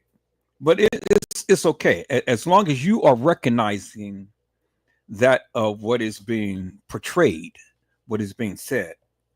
I got your back, my friend. But damn, peoples, this was a love letter. I will kill myself just to be with you. Man, peoples, don't you ever try to take yourself out over me. I'm just Edward Joseph. You know, I don't need no off the hinge woman to be so madly in love with me that they got to kill themselves just to be with me. I'm not all that in the cup of tea. I'm just who I am. Don't fall in love with me to the degree to where you have to unalive yourself if I don't want to be with you. That's deep, people. That is deep, man. Whew. Jada Wu can't take it, boy. Jada Wu is over there just cracking her ass up. God damn. They said, what are we sitting here listening to? Jenna to you had said, it sounds like a confession letter. Yeah, it's the confession letter, but it's a love letter too, because who's going to kill themselves if they can't be with somebody? Well, I mean, if she's going to kill herself, well, damn it, kill yourself, because now you can be with Kanika forever in spirit. So she must didn't love her that much, because she ain't here and she can't live without her. Oh, I can't live without you. I just don't know what to do. Boo-hoo.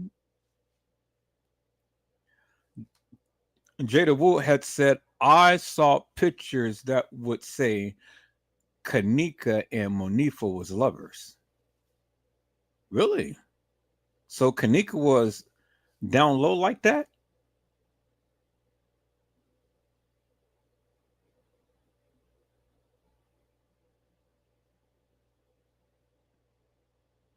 I don't even want to see the pictures. I really don't. If the pictures existed, I don't even want to see the pictures, to be honest with you, because I don't want to even taint my memory of Kanika being like that. Furthermore, I don't even want to discuss this no more.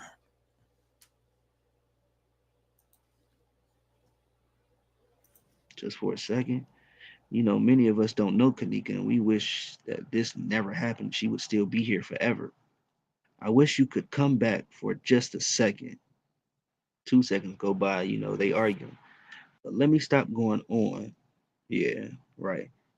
I love you, Duo. Happy birthday, whatever. That's what she said. You feel me? That's what she said.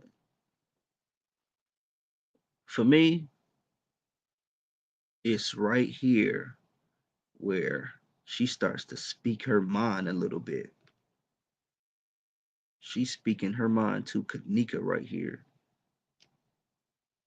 Talking about what you did for her. You feel me? You changed your whole life to make her proud.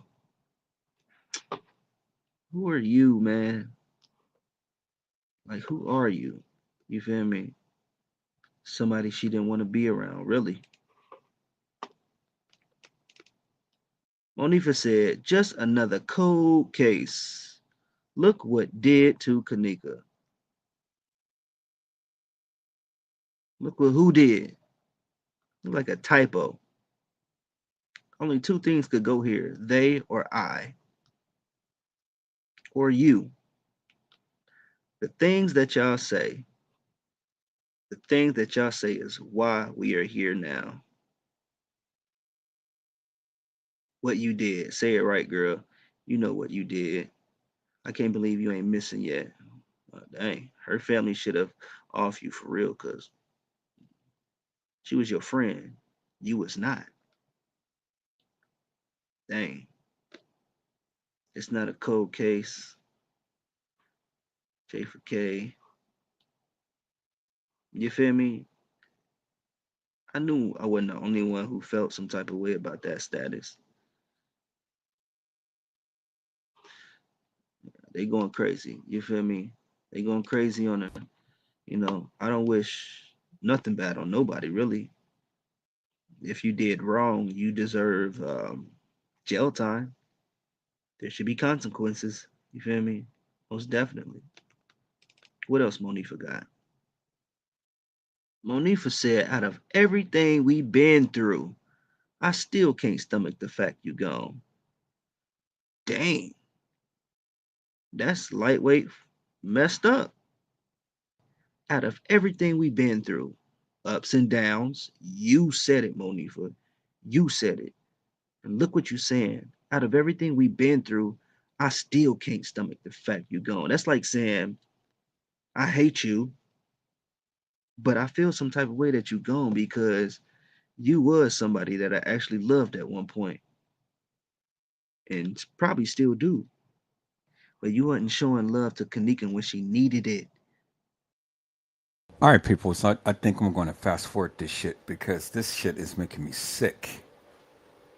It is really making me sick. Really. Come on now.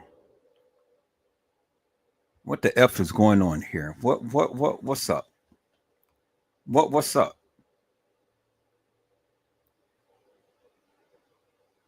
What you guys are trying to taint my mind into thinking that all of this shit. Come on now. Let's get through this. Let's move it right along. Let's move it along. You didn't because you was too busy hating. And you better believe I'm showing y'all screenshots because I'm not scrolling through all of their statuses. They literally post 100 times in one day. I'm not scrolling that long for in no video. It's a wrap. So that's why y'all got these clips, okay? Most definitely. What else Moni forgot? What a bond to break. That sounds weird.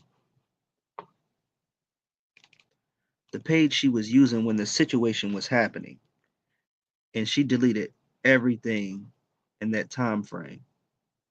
And this is the channel because when I go to Kanika's page and click Monifa's name, back then, 3-4 years ago, it goes to this page. All right, so she deleted everything before. Like, why would they delete everything? But if you pay attention to the date, it starts at 2018. Why did they go all the way back and delete everything? That only says that you want to erase information. You want to erase everything that you showed before this happened. They go all day with the statuses, man, all day. And she got 2 pages. Nifa Dior.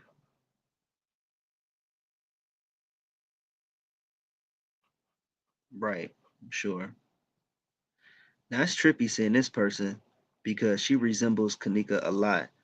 And, she posted this because she wanted to remind herself to never give up, because people have been pointing out that she looks like Kanika.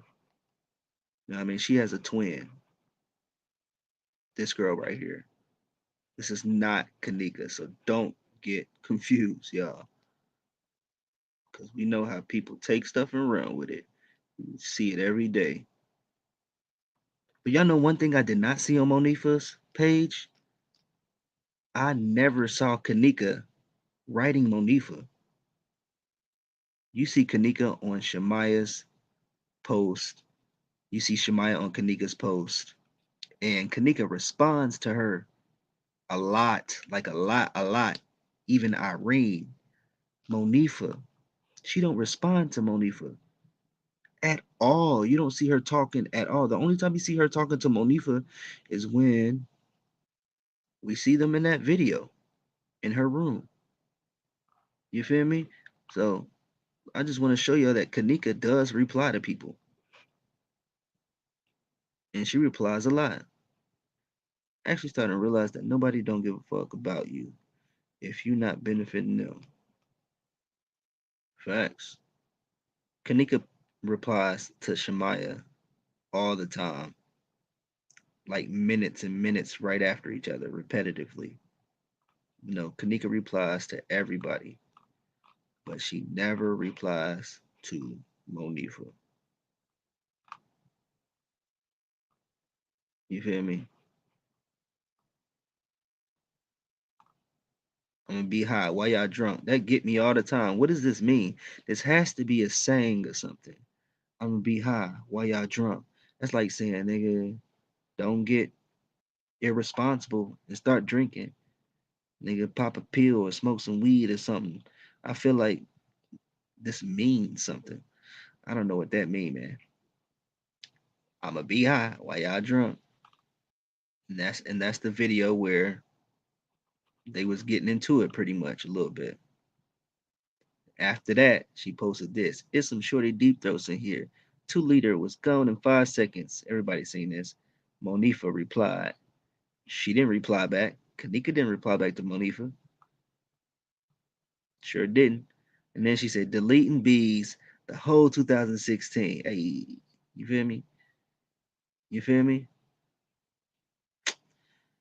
I just believe this is telling me something. On this live, like, why does it say December 31st, 1969? Does anybody else see this? Even when you put the cursor right here, you see it. 1969? That's a big mess up. Come on. If these dates ain't right, that make me think about any dates posted. This is a live of Kanika. This is a live of Kanika. About 51 years ago, though? How could Facebook mess this up? Maybe because the heavy traffic flow? Who knows? To see this, you think about any other live posted on Facebook. I mean, look, don't run with that. You feel me? Don't run with that. But I'm only saying that because of this. I'm looking at this right now. 51 years ago, that's impossible. So that does make me think about anybody else's live in the Kanika Jenkins case. You feel me? I can't knock that. I don't think about that. I do. Now I went to the beginning of Irene's page too. It took me a while because y'all know Irene posts a lot. Now Irene also deleted everything on her profile. She only kept the things that she wanted to keep. Just look at this. I want some new friends. Stop laughing. Kanika said, I'm gonna run yo. Kanika said, I'm gonna run all your new friends over. Irene, wow. That's why I ain't gonna get none now. I stole the status though. Kanika said, yeah, don't get none. Wanna be in jail for the summer. What that mean? Irene says, yes. Coming out Friday? Kanika said, yes. Irene Roberts, me too. Irene, run them over, really? I miss you, man. That was a year ago right there. Now that was a comment that was a year ago. Everything else I read was before, 4 years ago. See everybody else, Sakara. I miss her. Irene so much. And then we probably got other people coming in now. Okay. So we got, I think I miss my friend. Why is she posting this? You feel me? Why did she delete everything at the beginning of her Facebook timeline, but leave these? I think I miss my friend. Is she trying to tell us something? We just read Irene wanted new friends. That sound like what Kanika said, right? Come on now. Come on now, y'all. Pay attention. I mean, this shit doesn't really make no sense at all, peoples. I hear what he's trying to explain, but this shit doesn't make no sense because you're going from 1 year to 4 years to 1 year in between to 4 years. I mean, come on. And even the response is 4 years. I miss you more, and all like this. So who was Kanika Martin talking to 4 years ago?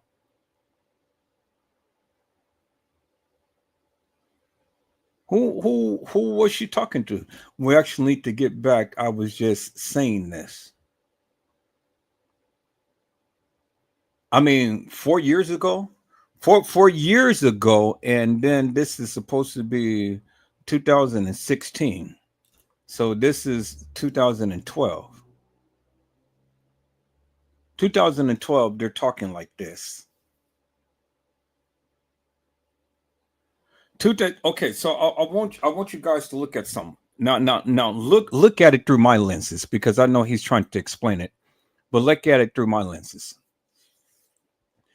This is supposed to be 2012 because it says 4 years ago, right? From the date that is posted up there. So that's 2012. But they have older pictures of them, but it's supposed to be 2012. See, this is why I don't even believe or trust this Kanika Martin shit. This Kanika, it's never no Kanika Jenkins, it's Kanika Martin shit. And then it's like you have pictures of this girl a little older than what she would have been. She would have been a baby. And you talking like this and you're a baby?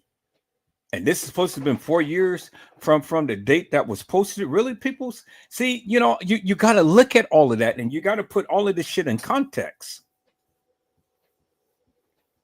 Now, if they can change the date from the time to when all of this shit is posted, well, then obviously they can conjure up some conversations to put on their channel and change the emoji. Because if I'm looking at this as 2016, well, goddamn it, Kanika wasn't looking like that in 2016 because that was been 1 year before she turned before she turned 19. She would have been 18. Was she looking like that at 18? People, you go back and look at the pictures of Irene growing up. You can see a lot of pictures of Irene growing up and stuff. It's all on her timeline. I've seen it. I studied the pictures and things. She wasn't looking like this on this post. She wasn't looking like this. She wasn't even dressing like this and stuff. This is why I don't even believe all of this bullshit that is being shown, that is being expressed, because it ain't a true reflection. And you turn 18, you're not going to be talking baby-ish. Oh, I miss you. And all like this and stuff. No, people, you grow up from all of this kitty crap that you be speaking. Go back. I'm asking you to go back and look at Irene's lives and look at the pictures of her back then and then growing up. And then compare those pictures to these emojis that's on these posts and stuff. They're using baby pictures, peoples. They're using baby pictures, and then they're changing the dates on these posts. You didn't know that you can do that, did you? Hell yeah. Because it wasn't no 51 years ago.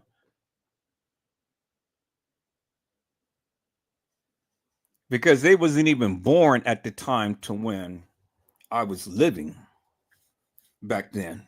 It wasn't even thought of. And Facebook wasn't even around 51 years ago. So I know this is bullshit. Because see, we had AOL back in the day. And they wasn't even around when AOL came out. No, yes, it was. They were babies when AOL came out. Well, we transitioned from AOL to YouTube to Facebook to Twitter to Instagram. Remember, we had AOL for the longest time, but then they went to it wasn't Facebook. What was it? MySpace. Y'all remember MySpace and all of those other platforms, but Facebook tend to win out over that because MySpace. I don't know if they're still around or not. Y'all remember Black Planet?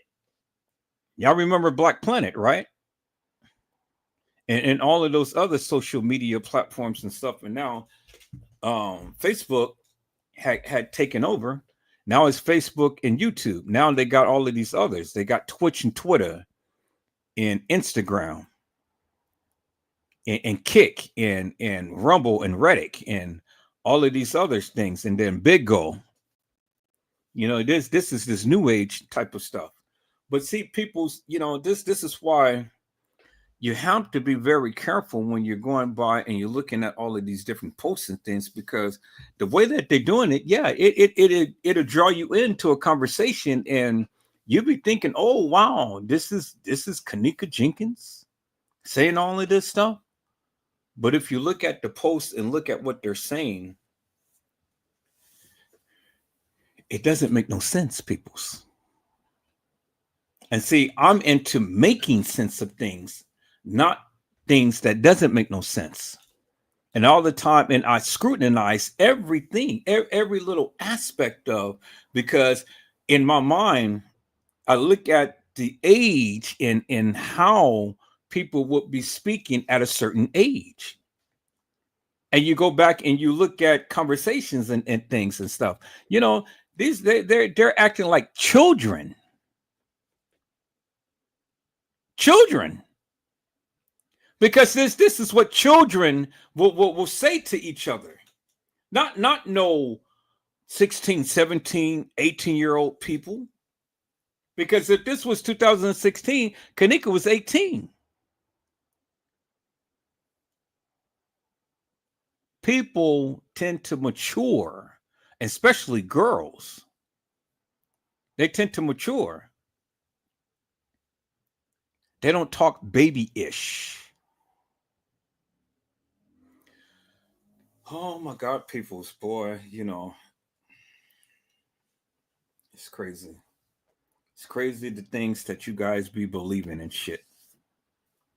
And this says 4 fucking years ago, and they were babies. And y'all trying to equate that as they were 18 years old and still talking this gibberish.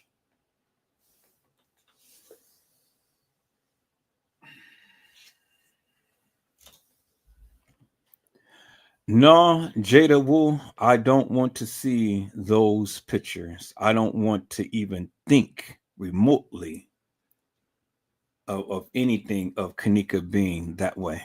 I don't want to even taint my mind. I don't even want to talk about it. And seriously though, people, on a serious tip, I think that would piss me off even more so to even think that Kenneka was like that. You know? So, for the sake of not getting blocked out of this channel, don't play like that with me no more. Not in here. Okay? That goes for everybody. I don't want to hear or remotely hear that Kenneka was ever like that. Don't play with me like that. I will block your ass out of here immediately. All right, people, let's go. I think I miss my friend. I miss you more. See, Kenneka was on it. Monifa didn't like this or something. We're not even how we used to no more. We actually need to get back. I was just saying this. So Kenneka said, Irene, yeah. Irene said, yeah, we do for real, for real. We accept though. I actually miss you. I actually miss bugging you. Oh God, these dirty ass jabs got us over distance. But yeah, as y'all can see, I ain't gotta read all of this. Her and Kenneka was very talkative to each other. The status looks like, man, it really do look like she's saying something. Irene is telling us something. You feel me? They go to Facebook to cause drama. What was going on with Monifa now? Monifa let it be known. I just read y'all everything I wanted to show y'all. It falls in line. All right, her next status. Straight finna go back to the old Renee. On daughter I had lined up. There you go. You see Kanika again. This is what Irene wants us to see. You can't let go of the friends. You just can't, y'all. I got some good ass friends. Nobody will never understand our bond. See, it just keeps confirming. Okay, as you can see, Kanika was all up in there. I tell Kanika everything, 100, literally everything, from what color socks I got on to what color my toes is. That's how much I trust her, though. I love the F out of my cousin. Love you too, cuz, Kanika said. Irene said, you know how we rock. Hey, Kanika said. I love you forever and ever. There's just so much that points to Monifa, you know what I mean? Monifa's supposed to be her best friend, but we see her the least. Really be trying to act crazy on this here Facebook. Kanika right there, first one. You know, y'all get the picture. Y'all get the picture. Monifa been lying from the start. And see, peoples, let me interject for one moment. See, this is the shit that I have said. All you got to do is just sit back and read and do your research. God damn it! I told you Irene was Kanika's friend. I told you that. I told you that from Jump Street. Irene, who I was talking to some YouTubers, who I politic with, and I said Irene and Kanika were best friends. They were really tight, more so than all the other ones. And it didn't take no post on no Facebook to even tell me that. But you see the majority of the pictures is with Irene. It's with Irene. You go on Irene's page and you go on Monifa's page. Irene has more pictures of her and Kanika than Monifa does of her and Kanika. But Monifa tries to put the narrative out as if she's the childhood friend. People, all you got to do is just sit back and just observe some things and stuff. You don't need nobody to sit here and tell you anything. Damn, think for yourself. Just sit back and peep what's going on.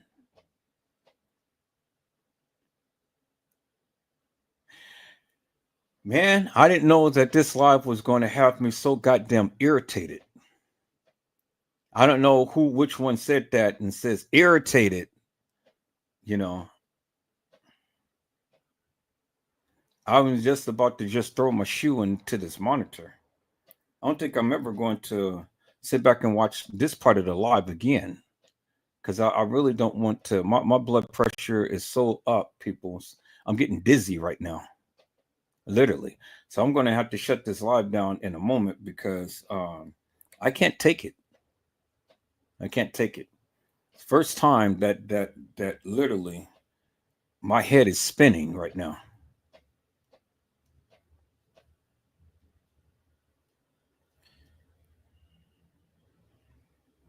I'm trying to get through this live and things to see what else that this brother had uncovered, what his narrative is when he has to say and stuff. But man, it's hard, people. I've literally invested a lot of time in this case and things, and to even remotely think that, and things. That's not a laughing matter to me. It's not, on the serious tip. It's not a laughing matter to me. You know, I just have to see people the way that I want to envision them in my mind and things. And that's the way that I want to keep it. I don't want to think of other things and stuff, because see, that's going to piss me off even more so.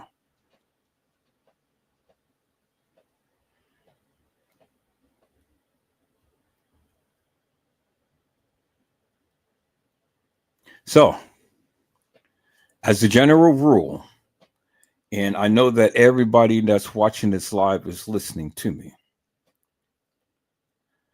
do not come into this live, not now, not ever, and stuff, and even jokingly play like, you know, Kanika was some type of, you know, going that type of way and things. And not in this house. Now, I said it. Anybody who come in and jokingly say anything remotely like that in this live, in this house, I'm going to immediately eject your ass. Period. No questions asked, no nothing.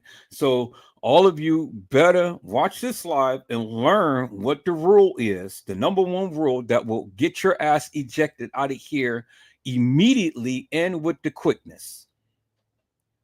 And I hope that's understood by everybody. I don't give a fuck who you is. And I don't give a fuck how long we've been politicking.